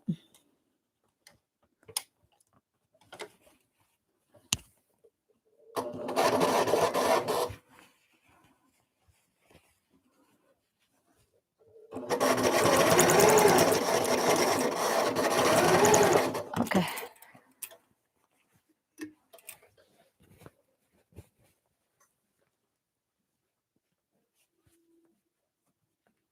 Shayna, there's only one person, so I'm gonna email her. She's the only one that get the $25 gift certificate. I'm not gonna do a drawing. I'm just gonna email her the gift certificate. And I didn't do the last 3, so it's okay. I'm gonna do it again this month. Just gonna do it on my own time and then share you guys. Oh, thank you, Dolly. Yes, this is just some scrap. I didn't want to use any of my good fabric. Yeah, I have I don't know what to do with a lot of my scraps. Just throw them in like a bag, and then when my kids the last 2 nights, my kids keep asking they want to learn to sew, so I just gave them the scrap.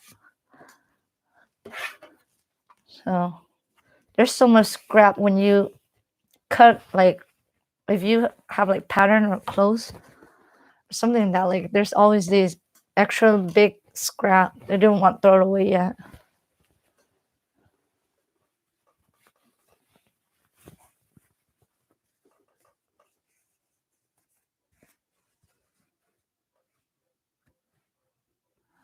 Oh, Denise. Okay, Denise. We should definitely. Okay, I'm gonna plan that out. It'll probably be in May. I'm gonna have at least a month to plan it, and then we're gonna. If you guys are gonna participate with me, but if not, I'm gonna share with you guys my mood board and everything I draw. I'm gonna use Illustrator because that's what we use. I did a collection on activewear for my class, but then I didn't finish that class. I got everything done, but I didn't finish the class because of COVID. I had to drop the class. But I don't want to lose the skill because I already went halfway into the class and I already picked up a lot of skill from that class. So I was thinking put that skill into use. Why not, right? Because I'm already in this creative business. So even if nobody's buy those tutu, I wanted to take nice picture and blow them up in the poster and then decorate in my room. Cause I saw this one lady that do apron. She take picture of like her bestseller apron, and she just print them out into like big poster canvas, whatever. Like just put on her craft room. Yeah, instead of having like picture frames or whatever, whatnot. So that's, oh, it actually fit, you guys. I will have to get the American Doll. So that's how it look. This is the dress form for the American Doll. I will get the girl.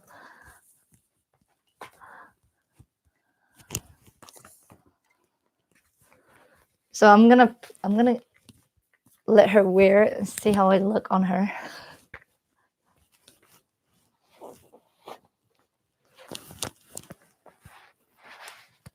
Oh, Denise. Yeah, me and Kay, we were giving out, since nobody participated, there's only one person, and so I don't know if Kay canceled her or not, but I will give that person the $25 gift certificate. I put it out on my community board and on Discord, but I didn't promote much. I think I only put it in the beginning. And only Evelyn, if you guys know Evelyn, Eve Mar, she's the only one that sent me a picture through Instagram. So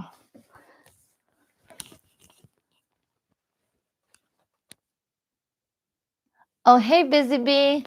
Hey, welcome Bianca. So I'm gonna put it on her. See the link.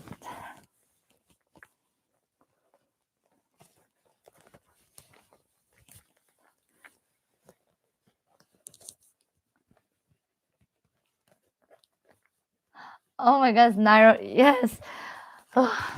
My daughter, they don't play with the American Doll anymore. I don't know. They just play too much video games. So I told them that they're not allowed to touch American Doll anymore. They're mine now. I'm just gonna like make all the stuff for them. If I don't make for my daughter, I'll just make for the American Doll because they don't take that much fabric. So I made this dress too for the American Doll for Christmas. Let me see how it looks. I have to take off her clothes.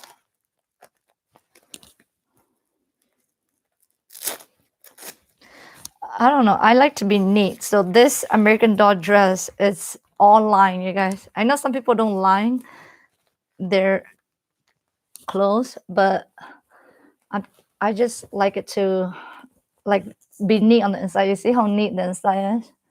Like she could wear it reversible. Yeah. I like to line it.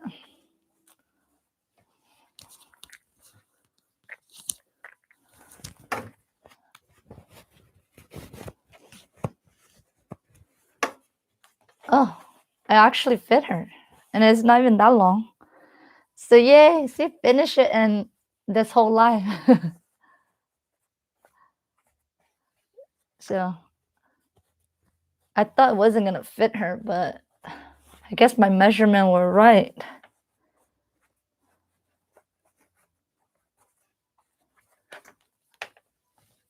Okay. Or oh, we can even do a fashion challenge, just designing for dolls, right? So we don't have to use so much fabric. I was thinking something like that. But hey, I will let you guys know the detail when I do that episode of me like coming up with a mood board and design my collection and then share you guys. I think that would be like a fun episode. Did any of you study fashion design? I'm just wondering. Oh, thank you, Nairo.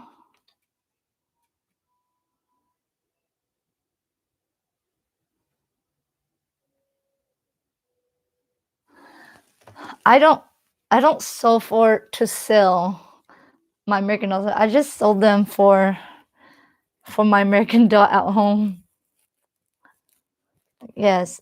But I was thinking of doing it to sell like matching American doll dress with like the because I did one for my daughter and people like it, but they're so time consuming. So I'm thinking about if I should do it or not. Because if I do that, then I'm gonna shift my whole focus onto like Dolly and me outfit instead of doing baby stuff. So I have to get rid of since I want to start with the baby stuff, like this is for like baby. I'm gonna try the baby stuff first and then see how that goes and then I will if I shift my whole business to make like American doll, matching American doll clothes with girls, then I will mainly focus on that because I kind of feel like I don't want to do t-shirts and tutu for a long time.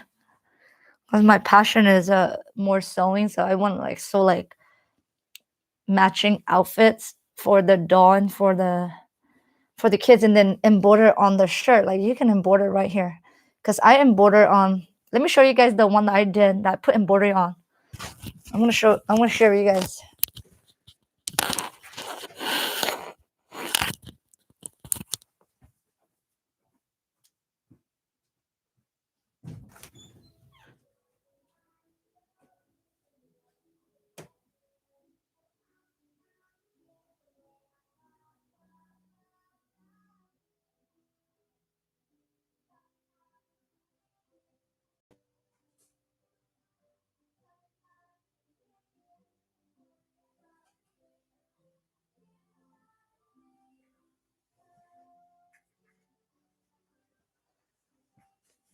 So this one. Sorry, I'm like sharing you guys like my doll stuff. My daughter don't play with it anymore, so I told them not. Like they've been messing up with this pretty doll here. So I told them not to touch my American Doll stuff anymore because they don't take care of it. So one day when they're older, all this gonna be mine, and I will just sew for the doll. It's easier to sew for the doll. Hi, Dawn.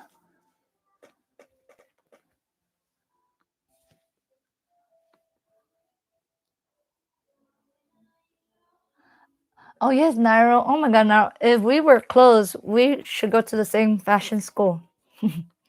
I want to finish, but I think I will hold off because I feel like I learned mostly everything mostly on my own. To be honest, the school is just there. The teacher's there as a resource, but I learned everything through YouTube in interning. So I rather go and intern because intern helps a lot.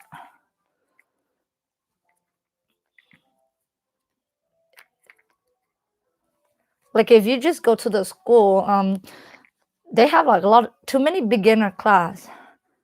And I want to jump into like the events, but you have to go through all the beginner class before you can go to the events. Unless you can prove to the professor that you're like intermediate or advanced, then you can skip all the beginner class.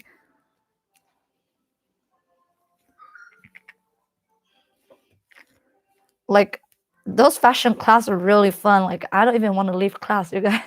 I just want to be in class all day.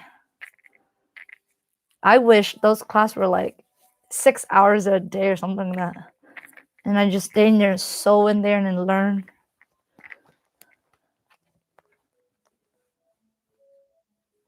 Oh, is Grandma Lund? Is she here? Oh, hey. Hey, good time with Grandma Lund. Yes. Welcome to the live. Was the day yesterday you asked me if I'm gonna be on live. So yes. Welcome. So glad that you make it tonight. Oh yes, Jane, yes. I'm gonna save it for my granddaughter and even for me to make clothes for them. And my husband was like, just sell all of them because they're taking space. But I'm like, no, I'm gonna keep them. Even my daughter doesn't want to play with them anymore. I'm gonna save them, and if I have grandkids, they can come and play. And I'm gonna take good care of them. I'm gonna sew clothes for them until I have grandkids. And well, I'm still gonna sew for my daughter too, because I made. So this is the one that I made. If you guys can see, and you can embroider on it like that. You guys see it? The unicorn. So I was thinking about doing something like this and the dress. Do something like that to sell. But I don't know if there's like a good market for it. Maybe there is, but they take some time, so I need to learn how to like make them faster. I think as time go by, I will learn how to make them faster. But for now, I'm gonna stick with like t-shirt embroidery and tutus, and then just make these like as tutorial on my YouTube channel.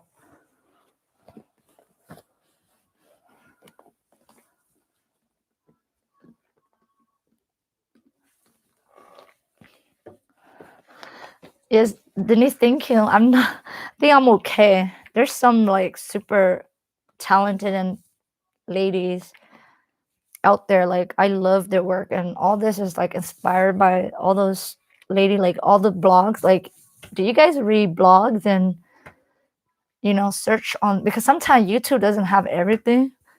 So I love looking on blogs too, and I learned a lot of tips from blogs posts.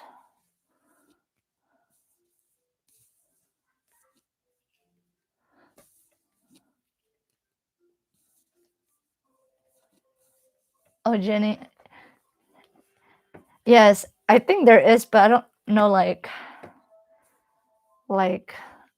I just need to see how long I can, like how long I sold them, because sewing, I need to sew faster to be able to make it like a fair price, because I don't want to take so much time on it and then have to like make the price so high. So I need to learn how to make them faster, because I'm not like an expert or event sewer yet, so I still take too much time on sewing them. So yeah, but I think for now I will just do like tutorial on YouTube and just share my creation, and probably post if anybody like wants it, then they can like contact me and we can do like custom. I could do like a custom outfit for them, because at this point I want to focus more on the t-shirt stuff. But I feel like the t-shirt's a little bit too saturated right now. So I kind of want to shift gear away from that and do like custom sewing, because that's what I want to do more.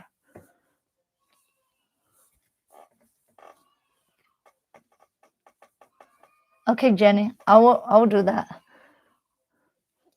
And I also follow like people that do a, I guess they're like they remake like the American Doll stuff.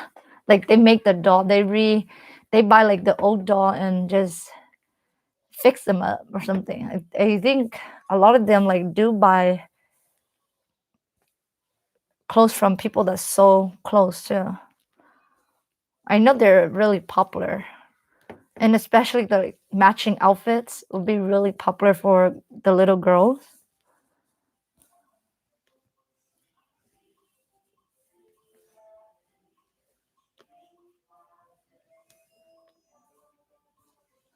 Oh yes, Denise, I'm really slow.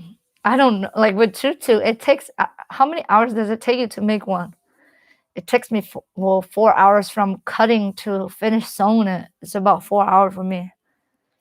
I want to cut it down to 2 hours, but I don't know. I have to, because I haven't made that many yet. Probably I only have made about 12 tutu. So it's because I haven't sold like I don't a lot of the tutu doesn't sell for me, so that's why I don't get to make them daily. I wish that it would be like a daily thing for me, but it's not. It's mostly the shirts, the embroidered shirts that sell more. So I need to put in more time to put up the tutu on Etsy so they will sell more so I can work on them daily. Like I wish that it would just be like I get to do one a day or at least five a day would be good.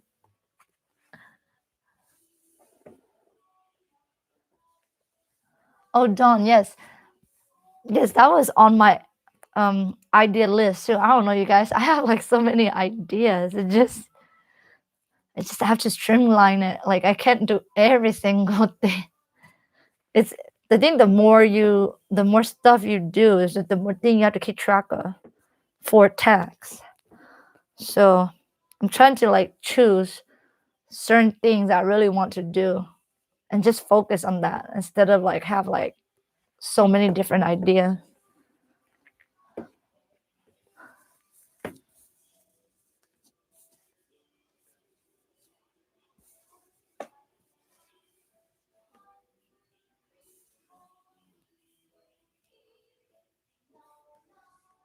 Oh, good for you, Grandma Lund.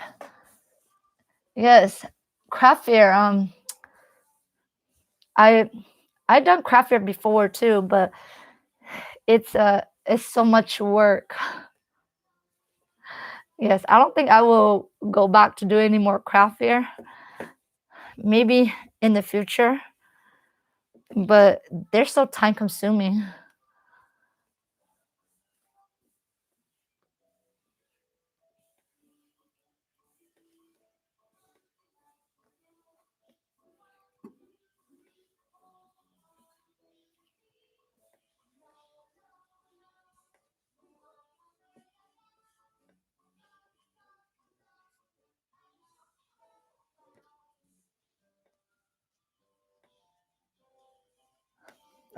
Yeah, Dawn. Thank you for the idea, Dawn. Let me go back a little bit. I think I missed some comments.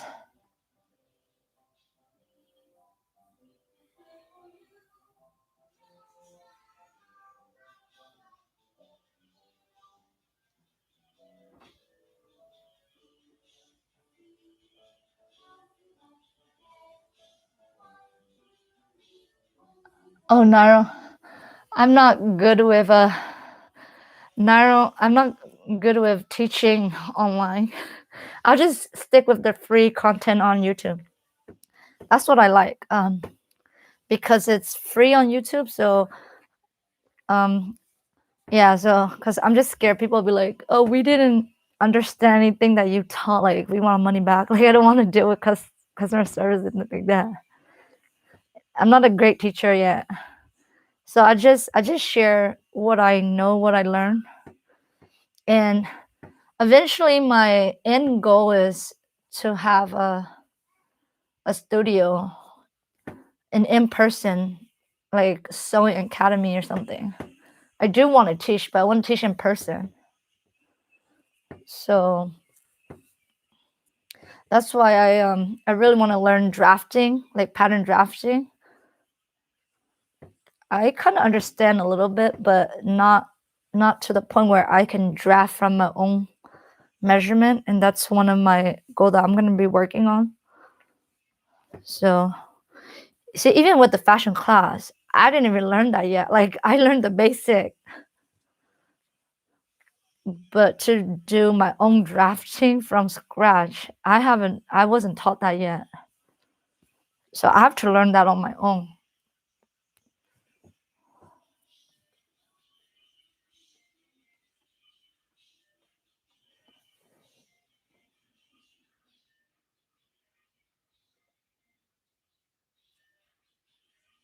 Nairo, yes, people complain about size, but make sure you have a chart.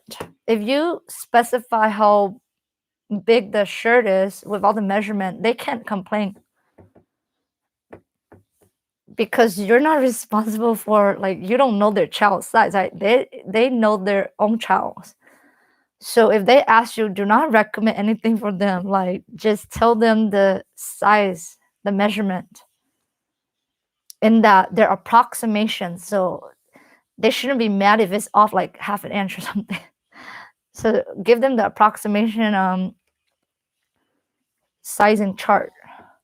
So with my tutu, I add all that in, and that's why we have like even the t-shirt, we add in the chart that Angela and ARB has. I always insert the chart on my Etsy, and I always tell customer to pay attention to the measurement.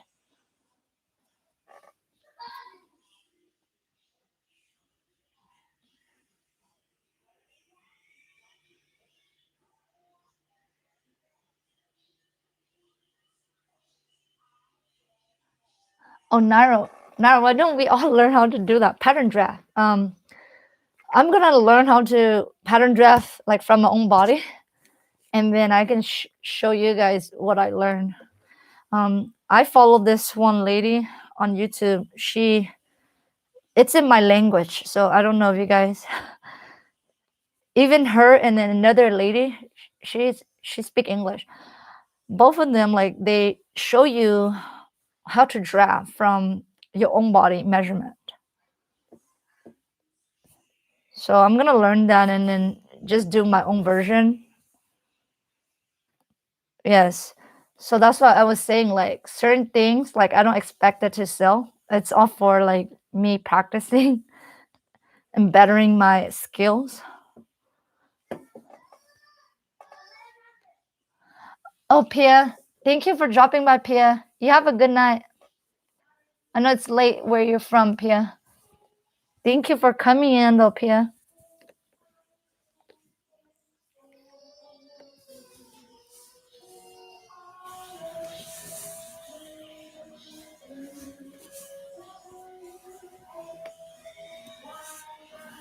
Um, Nairo drafting, it's like you draw your pattern like this. I'll show you.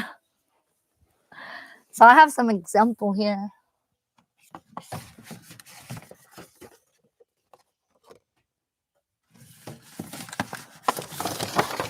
It's just a pattern, Nairo. This is not my pattern. This is the baby romper pattern.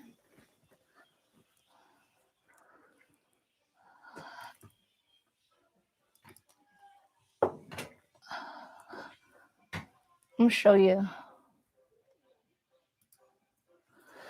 So yeah, this is called pattern drafting. Just like draft your own pattern. So I like to do both sides. I don't like to cut my stuff on the fold. So I just flip it over and then trace and cut this out. So this is the pattern for the baby romper that I shared with you guys last time. Since I'm planning to sell them, I'm gonna be making various sizes of these and then just hang them in my closet like this. I'm gonna like punch a hole through it and then hook it up in my closet like that. So I'll do this to various size. So I will have it on hand. I know that who was it? Cindy, Diana, and Amber did something like this, but they used the clear plastic. I thought about it, but I like the paper version. And if you do like, if you don't cut it on the fold, if you use the whole pattern like this, you can cut it with that big old industrial cutter that I showed you guys last time. You can cut like multiple. So pretend like you have like 3 orders from the same size. That you can cut 3 of them with this one pattern. So you can just cut with the industrial cutter, and you don't even have to use scissors to cut one piece at a time. So that would cut some, save you some time for the preparation.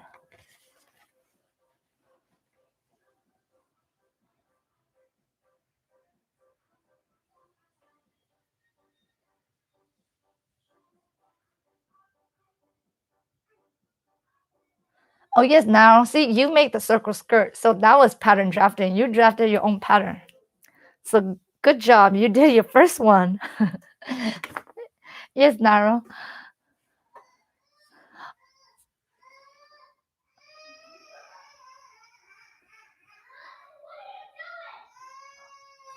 Hey Dawn, are you a seamstress, Dawn? Yeah, I'm not like that good yet, but I'm learning. So I always want to intern. I want to go back and intern with the seamstress that I was learning from. But since with this pandemic going on, I didn't want to bother her. But I would love to, even if they don't pay me. Like I just want to be in their shop and learn from them and work with them.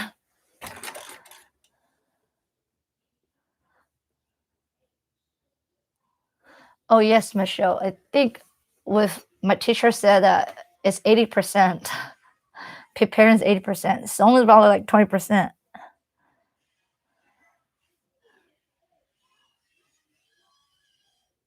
Um, Grandma Lund, can somebody answer her on that? I'm not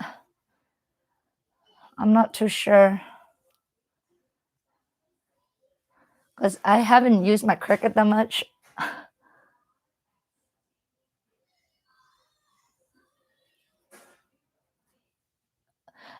And Dawn, I think drafting knit pattern is also different too. So it's like a whole new different drafting. I don't understand the negative ease or whatever that is.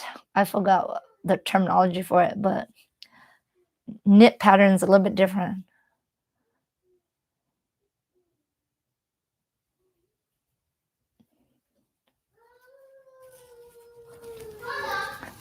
Yes, Ashley. I think a lot of people start like that. But I want to learn to like measure my measurement and draft it out from the measurement on my body. I saw a lady do that and it seems simple enough, but I need to try to see if that works well.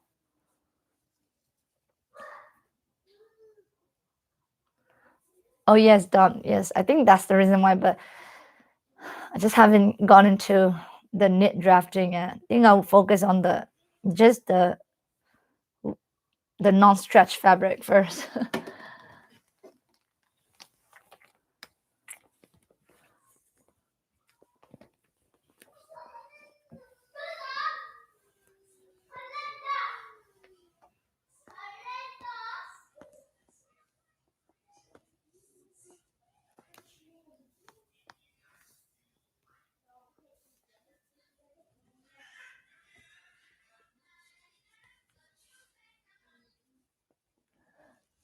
um Grandma Lon, are you asking like beside using Cricut Design Space,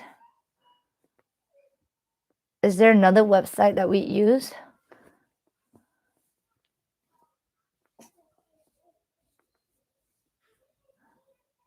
Is it Mimi G, Ashley? I follow Mimi G already. Mimi G and the one girl called, I forgot her name, but she do thrifting. She redesigned like clothes from the thrift store. I forgot her name.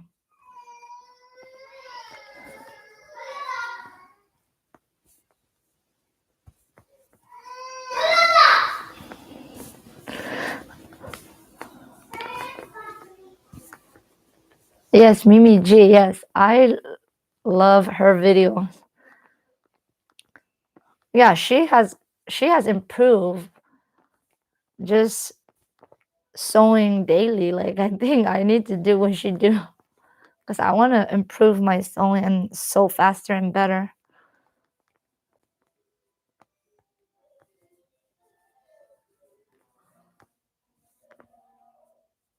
Hmm. I wait. I which video? Grandma Lun. Let me. I can't remember which video. I'm gonna go check right now.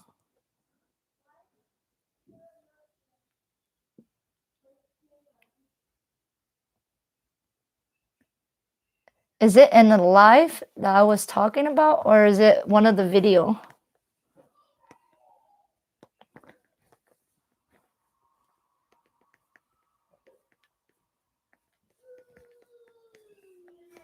And the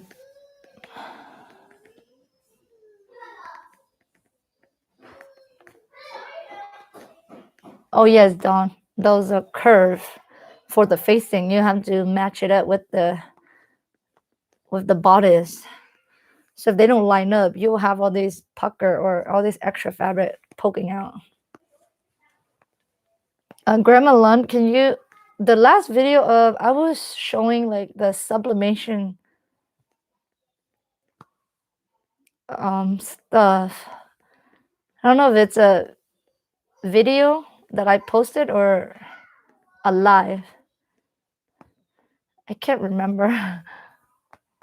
Okay, if it was a live, then yeah, I have to check the last live.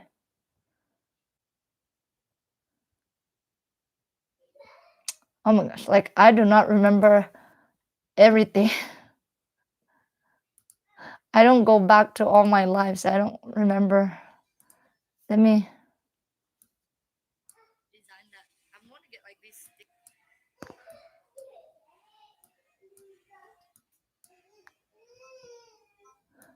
So the last live we did a giveaway. Was I using a Cricut? I don't think I wasn't using my Cricut. I haven't done like any Cricut video.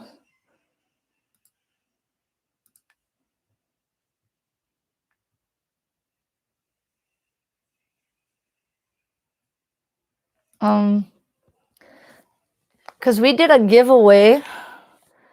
I haven't done any. I only did a video on embrilliance, but not. I don't know if I did a video on my Cricut because I don't really use my Cricut that much. So I'm not like a person.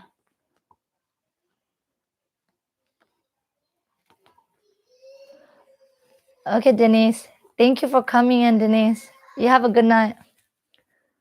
Thank you. I appreciate it. There's so many of you here are still up with me tonight.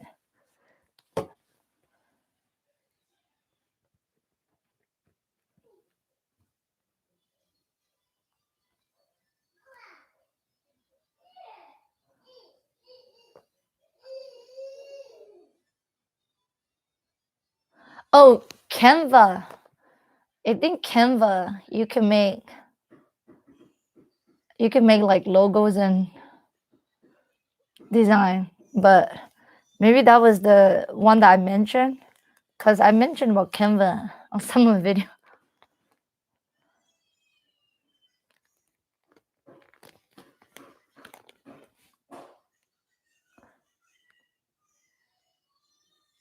Oh, Nairo. Oh my gosh, it's already so early where you're at, Nairo.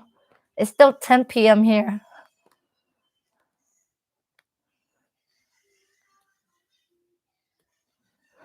So, Grandma Lund, if you could comment on that video, then I share it because I'm not sure because I don't really use my Cricut that often. So, okay, so it wasn't Canva. Except because the last live we were just doing a giveaway.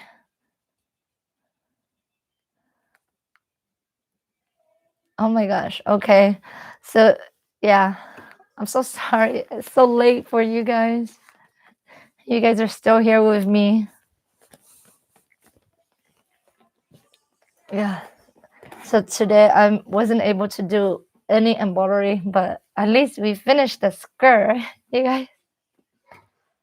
And I would always do a more tutorial on video instead of live, so it'll be faster for you guys to watch. Okay. Okay, if you can comment on that video and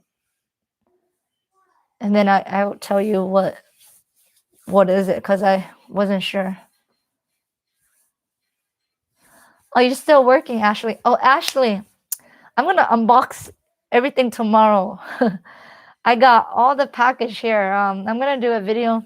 Oh my gosh, guys, I bought so many things, and this is from Ashley. I'm gonna do the unboxing video tomorrow. Oh, I have to cover up all the addresses before I do that.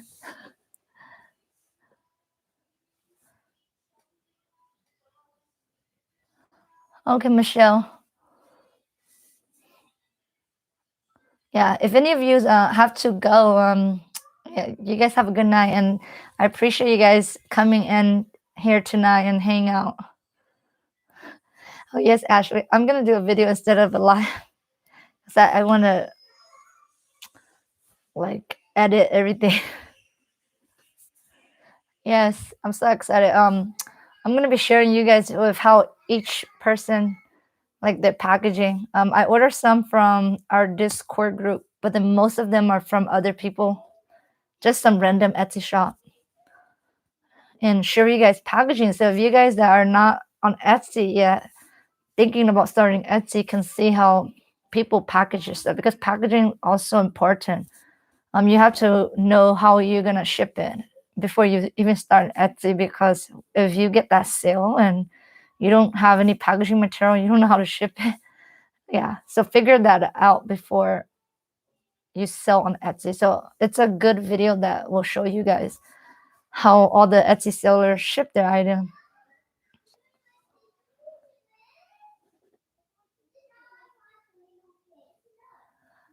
Oh, that's good, Grandma Lund. Yes, those the sublimation paper.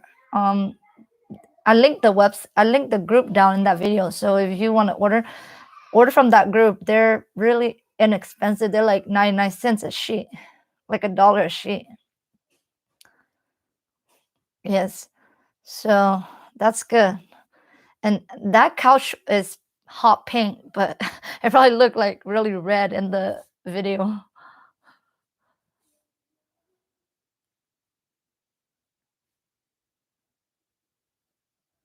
Oh, yes. Now keep the like editing simple. Like I only chop off like bloopers, bloopers or things that I wasn't meant to put in the video. That's all I do. Just simple editing. I don't really like do anything complicated.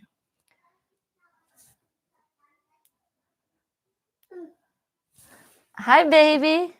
Hi, my little baby. Are you here? Careful, careful. Okay, I'm not sewing anymore. I'm not doing anything anymore. You want to say hi to the ladies? You want to say hi, ladies? Say hi, ladies. Hi, ladies. You're so adorable. Oh, that's good, Grandma Lund. Yes. Oh, no, no, no. Don't touch that. Let me turn this off. Yes. Since they're only like $1 a sheet, you will have a higher profit margin with that. And if you don't have like a sublimation printer yet, it's a good start. I'm not gonna sell them yet because I'm just like playing with them, see how well they like. I'm still learning how to use them. So you guys saw the mom shirt. I sublimated that. I don't know. The color wasn't pink. I probably have to ask you guys how to do that, because it wasn't pink. It was like a coral color. The paper was pink, but then I don't know why I went after the sublimation, after I heat press it on. It's not the light pink. It was like a coral peachy color.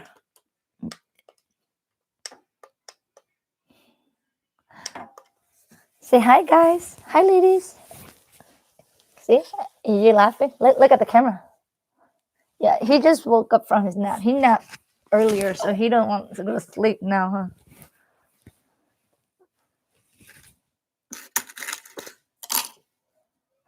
Oh, Nairo, it's okay. I start off simple, but I'm always curious about how everybody else do their packaging.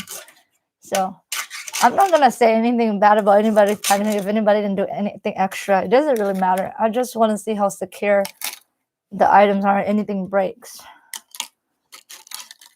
because sometimes, like in the beginning, I need to find a way to secure my stuff too, because I'm just been using like a poly mailer without any protection, and I've been seeing some people post the poly mailer was getting like caught on like the timing belt or something. Like most of their poly mailer were ruined.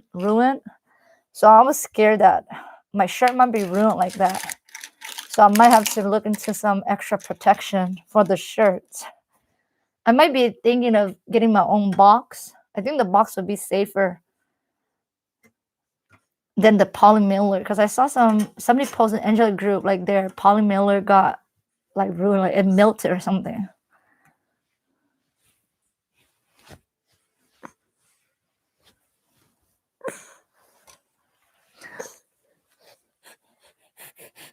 My shirt was the 100% poly from Cricket, the Cricket brand.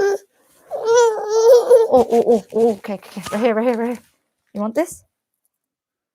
Yeah, so that's why I don't know why the color wasn't pink. I will show it to you guys next time. Okay, Ashley, yes, I think I have to get bubble mailer instead of the poly mailer, because I think majority of us use poly mailer. But there, I noticed like Angela, they will put another like cardboard, like a cardboard envelope to secure it.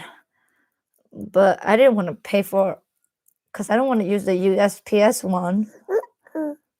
So I might have to. I was thinking like doing my own brand of getting my own box, like how Ben Bliss Ember, how she packaged her stuff. If you guys watch Adelaida's video about the item she bought from Ember, and Ember shipped it in her little box. I was thinking getting the little box like that, because I'm just scared that one of these days I'm gonna have an issue like that. Yeah, so far I don't have any issue yet, but I'm just want to be prepare for, and try to avoid those issues. Oh, Grandma Lund, my baby he's 1 year old. He's gonna be 2 in the fall.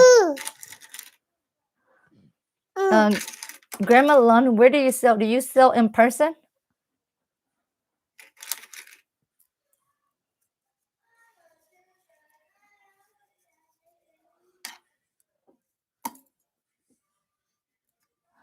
Okay, actually, yes.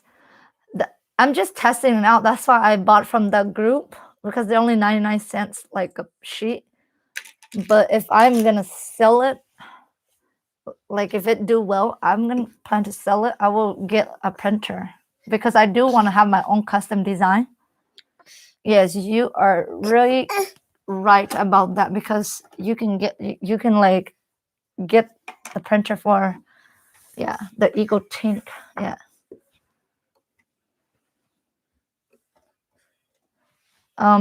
Jane Garcia, I think it depends on the box size. Since t-shirt, I think 6x9 should be okay. And I look into it, like I think 100 probably costs you $100. I don't know if you guys know uprinting.com or something that I saw on their Facebook ad.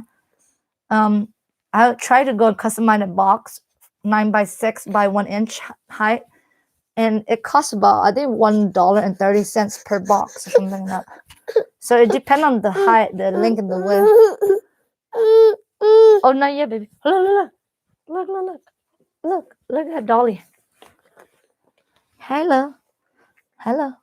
Okay, play with Dolly.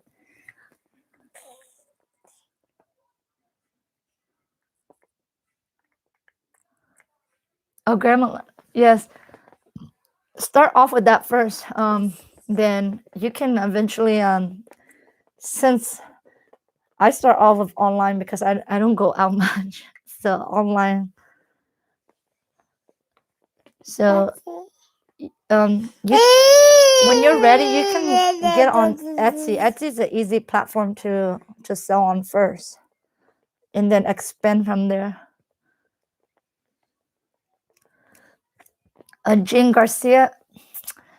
Um, I don't know. See, that's the thing. I don't know if because the box might be a little bit heavier, but probably like a couple cents more. I'm not sure. But I did try to use it. I tried to do it on Pirate Ship and just input like the box size and the weight. I put about 8 ounce in the box size, and it cost just a couple cents more. So it just depends on how heavy your item inside. I think the box is not that heavy too.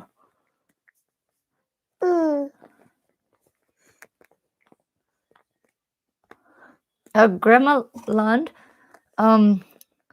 there's a lot of video, but I can also do a video of how, like, just to open your shop and add stuff on your Etsy shop.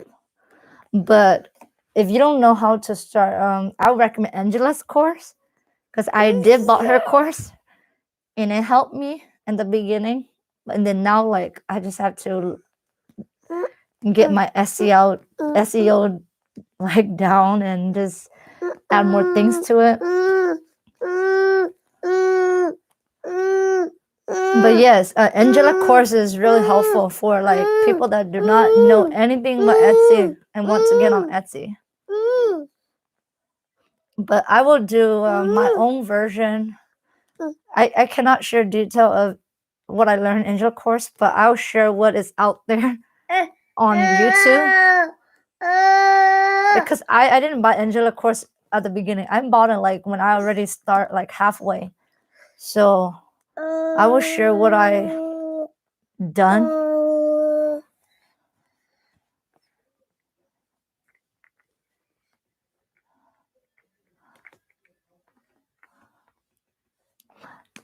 Yes, that's what I don't know. Actually, I think I'll probably have to look into Bob Miller because I don't know. I'm trying to figure out what's the best way because I'm using poly mailer only, and I've seen too many people complain about their poly mailer got ruined. So I'm just trying to avoid some issue. Hey, hey, hey, hey, hey, hey, hey. Hi. Hi, friend. Hi, friend.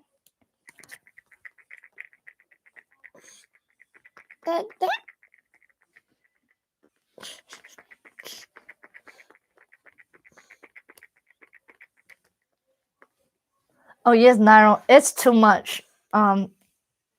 Since we're only starting out, you don't make a lot of money yet. You shouldn't start branding like everything because the more you put into your packaging, you have to charge more for your stuff because they cost money. I'm gonna wait on that. I just made my logo sticker and trying to make some logo for the clothing that I'm gonna be sewing to sell. I'm gonna probably have to wait till like September until my 1 year anniversary on Etsy. So I'm in the planning stage right now, but I'm not gonna be in a rush. I'm just gonna be selling my t-shirts for now in tutu. But I will expand to sell some clothing later on, but I'm gonna be slowly working on that because I have to get the pattern down, my sizing chart down, like everything, and even figure out packaging. So it's a lot of work, but it keep me busy. So which I like, that it kept me busy. Hey, I know you want milk. Okay. We'll turn the camera a little bit this way so you can have milk now. Your milk? Milk? Okay. Oh. Okay. Little fuzzy boy. Okay. We'll put the camera this way. Oh my gosh. Let's put the camera this way. You guys have to put the camera a little bit over here. No.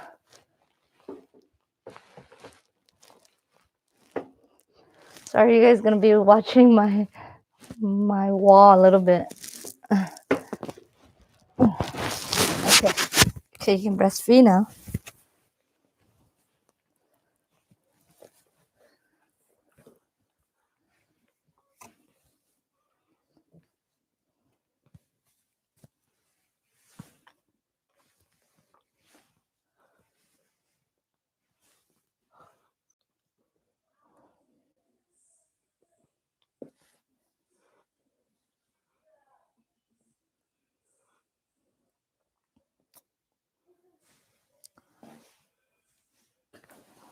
Hey. Yeah, sorry guys. I have to put the camera a little bit to the side.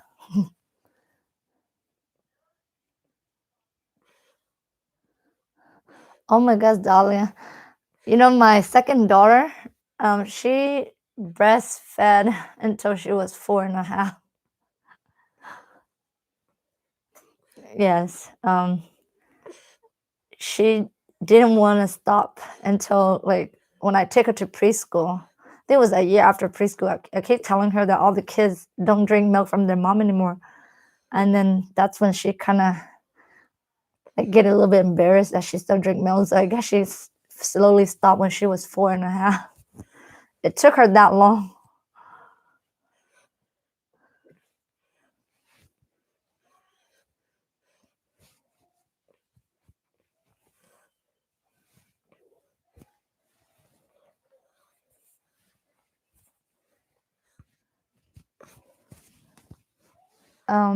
Grandma Lund, where'd you went?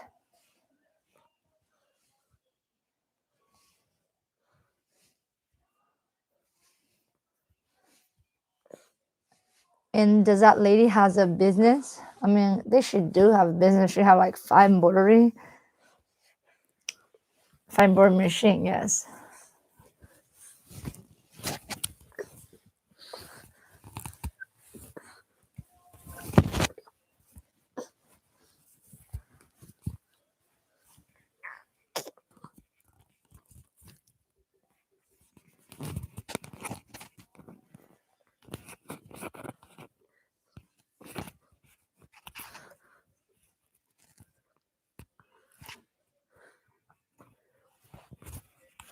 Get Cleveland.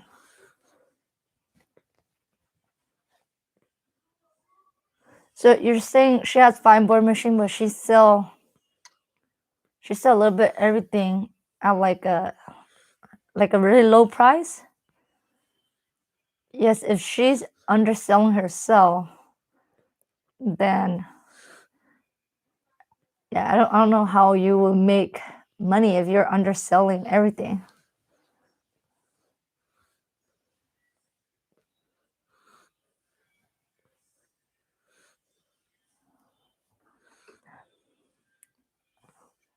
Oh, yeah, some baby just want to breastfeed like if as long as they want. But I think after 4, I can't after 4. I think it's too much. Yeah, so my first one, she stopped when she was 2. She was easy. Like I just tell her that she's getting bigger. She shouldn't be drinking milk from me. And then she just stopped. But my fourth child was a little bit different. She just didn't want to stop.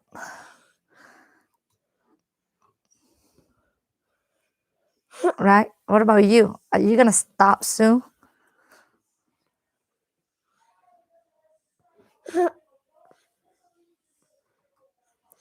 What? $12.99? Oh no! Like for vinyl, okay, vinyl shirt maybe $12.99, but for embroidery shirt, $12.99 is just too low.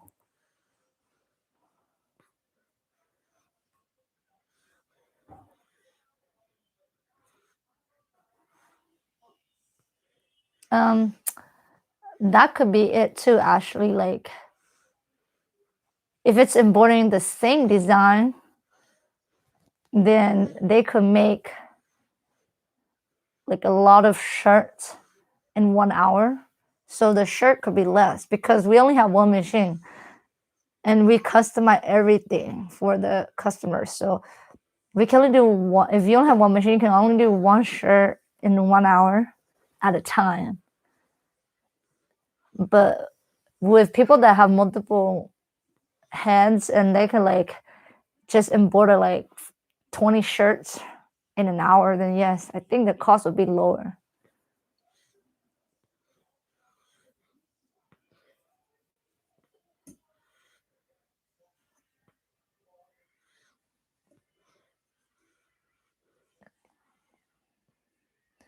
Yes, so that yes, it could be a combination, right? So Dawn's she may be have like she probably sourced like her shirt somewhere for way cheaper, like probably like $1 a shirt or something.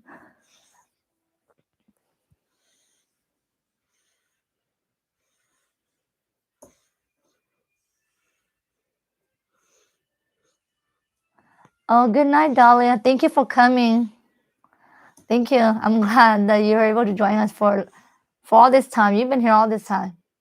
Thank you for coming.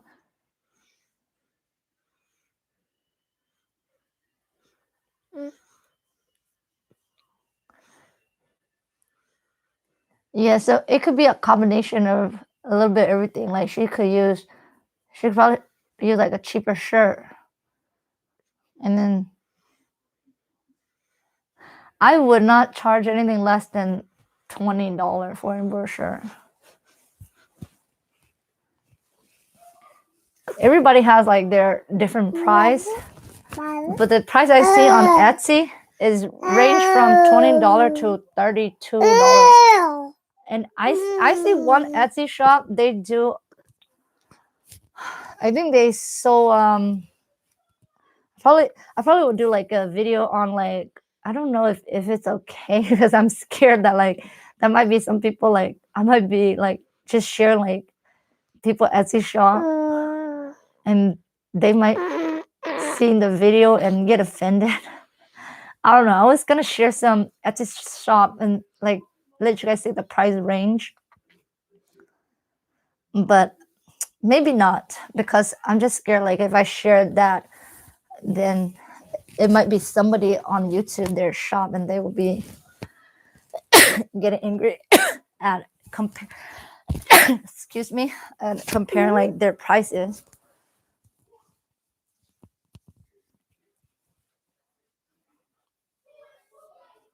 Yes, Ashley, because sublimation they take time too. It may seem easy, like you can press a shirt in like a couple seconds, but just preparing everything it takes some time. So 25 would be still a good price.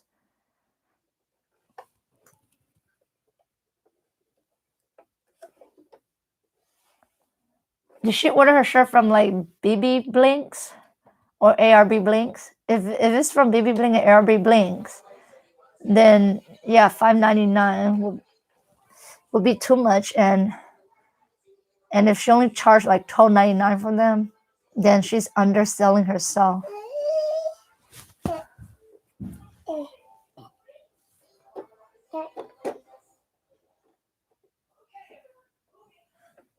Yes, I think that Grandma, I think that lady, yes, that lady is really, she probably just wanna like get like sales going, so she probably sell them for that price.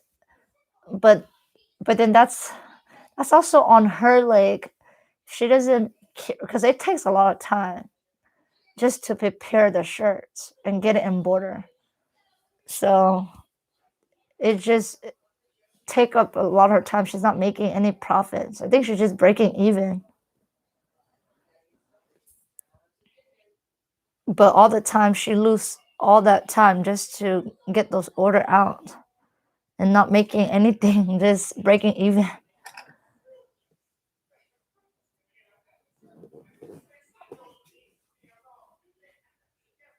Yeah, but even without like the fees and the shipping, just she she's just doubling the price. It still costs because with mine, I charge shipping. I don't give the customer free shipping, and the customer that want to buy, they don't really mind the shipping. So I know that a lot of people like on Etsy say offer free shipping, but I don't do that. And I just feel like if somebody really like my work, they will buy it and they will pay for the shipping. So, oh, good night, Naro. If you're leaving, Naro, thank you for dropping by. Thank you. And I hope that you learned something today, especially the hammer foot that you were asking about.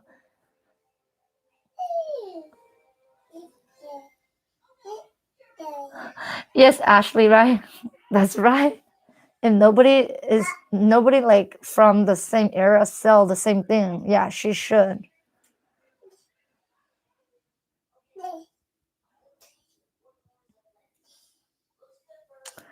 No, Grandma, $20 is about the right price because on Etsy a lot of shirts sells for $20, and they even offer free shipping. So,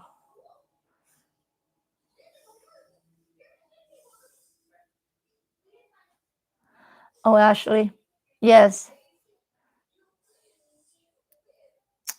I didn't know that, but I have the 35 or more for free shipping. I don't know. I thought like if they see like the lower price, they will buy it, but then they wouldn't mind. They see that the shirt is actually 25 and just the $4 more is the shipping.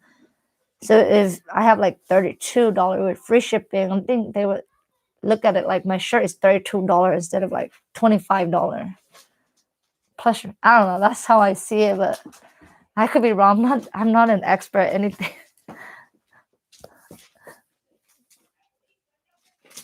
Yeah, maybe I'll try that later and like raise my price and give them the free shipping.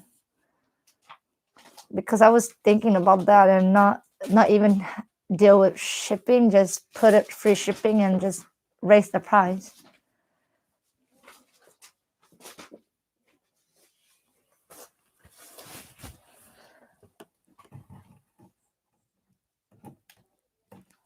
Okay, we're back on. Baby's done, huh, baby? Are you done? Done drinking milk?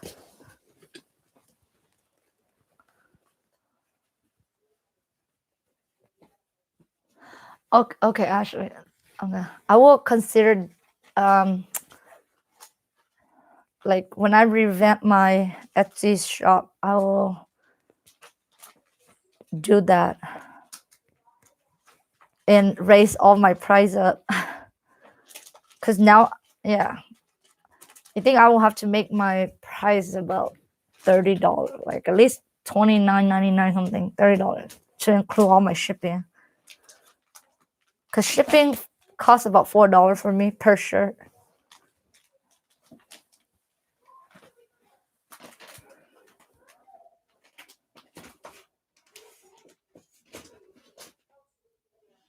Okay, I will have to do that. I will have to revamp my shop with free shipping. And I know a lot of people like is pushing for free shipping. And I thought about in the beginning, but I wanted to try see like without free shipping the customers still buy. But some do, some still buy them. But I'm gonna see if there's a difference if I do that, if I will get more sale.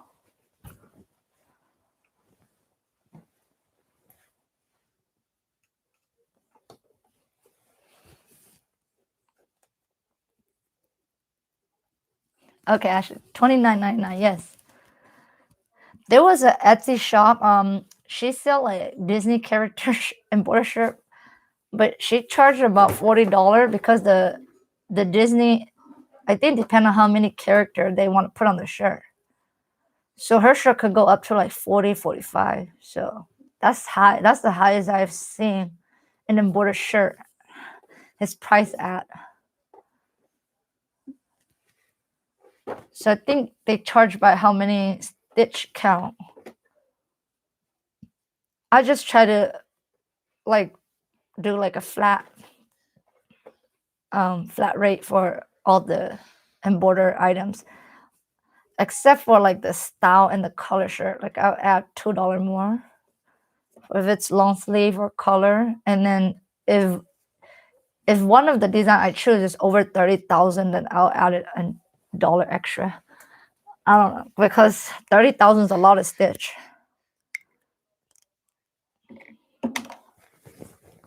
Hi, hi, mama.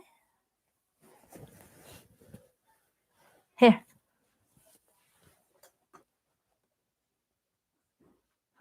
Grandma Lund, I do not do that. I don't want to mess with people's stuff. Okay, so on Etsy last month, a lady asked me to embroider, like she want to buy something from Amazon, ship it to my house to embroider. But I told her to give me the link for me to buy it, and I just charge her because I want to have a backup in case I mess it up. So you have to see if that thing can be replaceable and where they buy the item. So in case if you mess up, you can replace it. I would not touch anything that is not replaceable.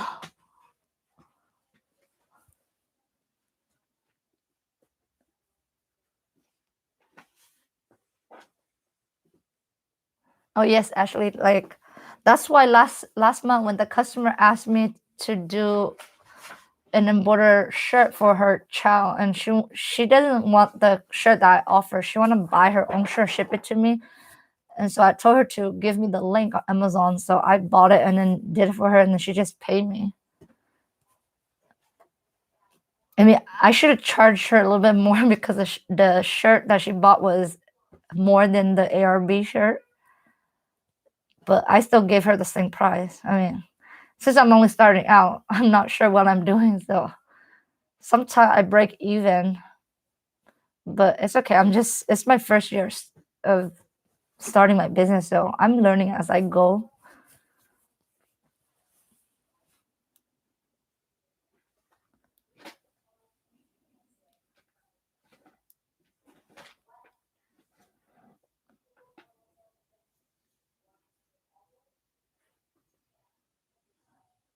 Oh, okay, Dawn, yes. I don't know. Sometimes customer like they don't craft. I think some of them are not crafty. So they were bringing something and think that you can work with it. But yeah, like I was in the alteration uh, shop and I was interning there and people bring like these clothes. I don't know. Like some of the clothes they bring in to do alteration, like I was like, they should have just bought like a new one. Like they don't even need to bring it to alter. Some of the clothes are so dirty.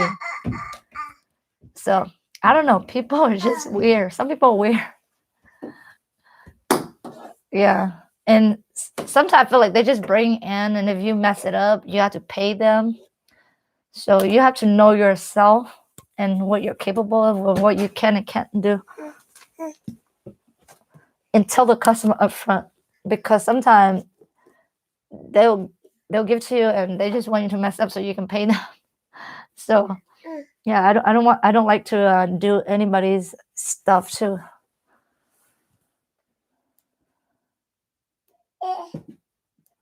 Oh no, actually. Yes. Do not touch their old stuff because they would say you messed it up and then you can't replace it, and then you have to give them their money back, and you're already out of your time and your material cost. So no, like don't work on anybody else's stuff.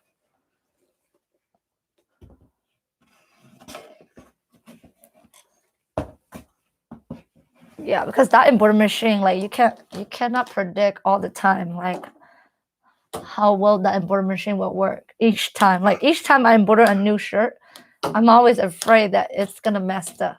I'm always afraid.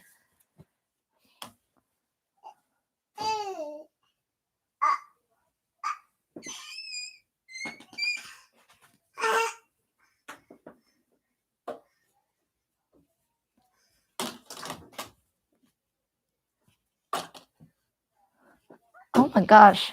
Yes, Don. Like some customer are like that. That's good. You did not work on her old disgusting color. Yes. Like I just don't get some customer like sometimes like the outfit or the items already like worn out or super not not even like can't even reuse it or something and they still want you to make it happen for them. But yeah, just yeah, Grandma Lund, just learn to say no. Like you just have to say no. And some customer are really understandable. Like if you just tell them you can't do it, they're fine with it too. So yeah, don't be afraid to turn anything down. Because I know that some people like just start the business, they want to like take on everything that they're asked of, and they don't realize that like they'll just take on anything. And I don't recommend newbies do that. I'm a newbie too, and I don't even do it myself because I'm scared. I'm scared getting in trouble and getting yelled at by the customer.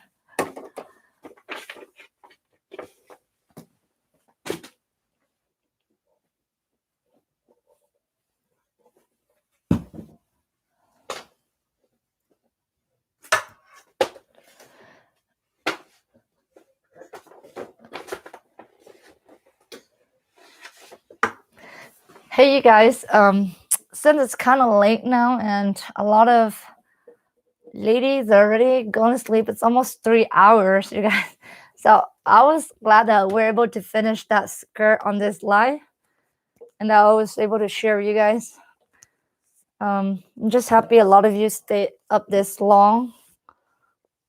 So I'm going to be going, and I will come back next time. I will plan something to work on next time with you guys on live. I think I'm gonna be doing lives every Thursday night now. Like last time I did Tuesday night, but I'm gonna try to do Thursday night. It looked like Thursday night works for me because if I have any order, I will finish them like on Monday, Tuesday, and Wednesday, and then Thursday would just be like my free day that I get to come on live with you guys and chat and share some projects. And then for what I told you guys earlier about that sewing like episode, fashion design episode, I will be working on that. So you guys can, and I will put down the community tab later on, see if anybody want to participate with me, and not then you guys can watch me do my design. Yeah. So anyways, you guys have a good night, okay? Good night, Ashley. Good night, Dawn. And good night, Grandma Lon. Thank you for coming, you guys. And yes, I'm gonna be showing you guys that tomorrow. I cannot wait. I was gonna do the video today, but I was planning this live, so I'm gonna do it tomorrow and upload the video tomorrow, so you guys can be excited with me, get to see how other Etsy shop package their stuff, and maybe get some ideas for yourself too. Like I'm always excited to see, so I get some ideas. I'm always looking for new ways to better ship my items too.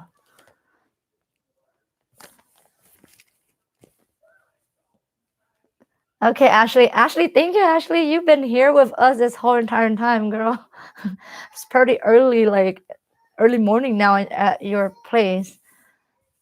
So yes, get to bed. I'm glad that you're up with us and chatting. But yes, good night, Ashley. Good night, Jenny, and good night, everybody.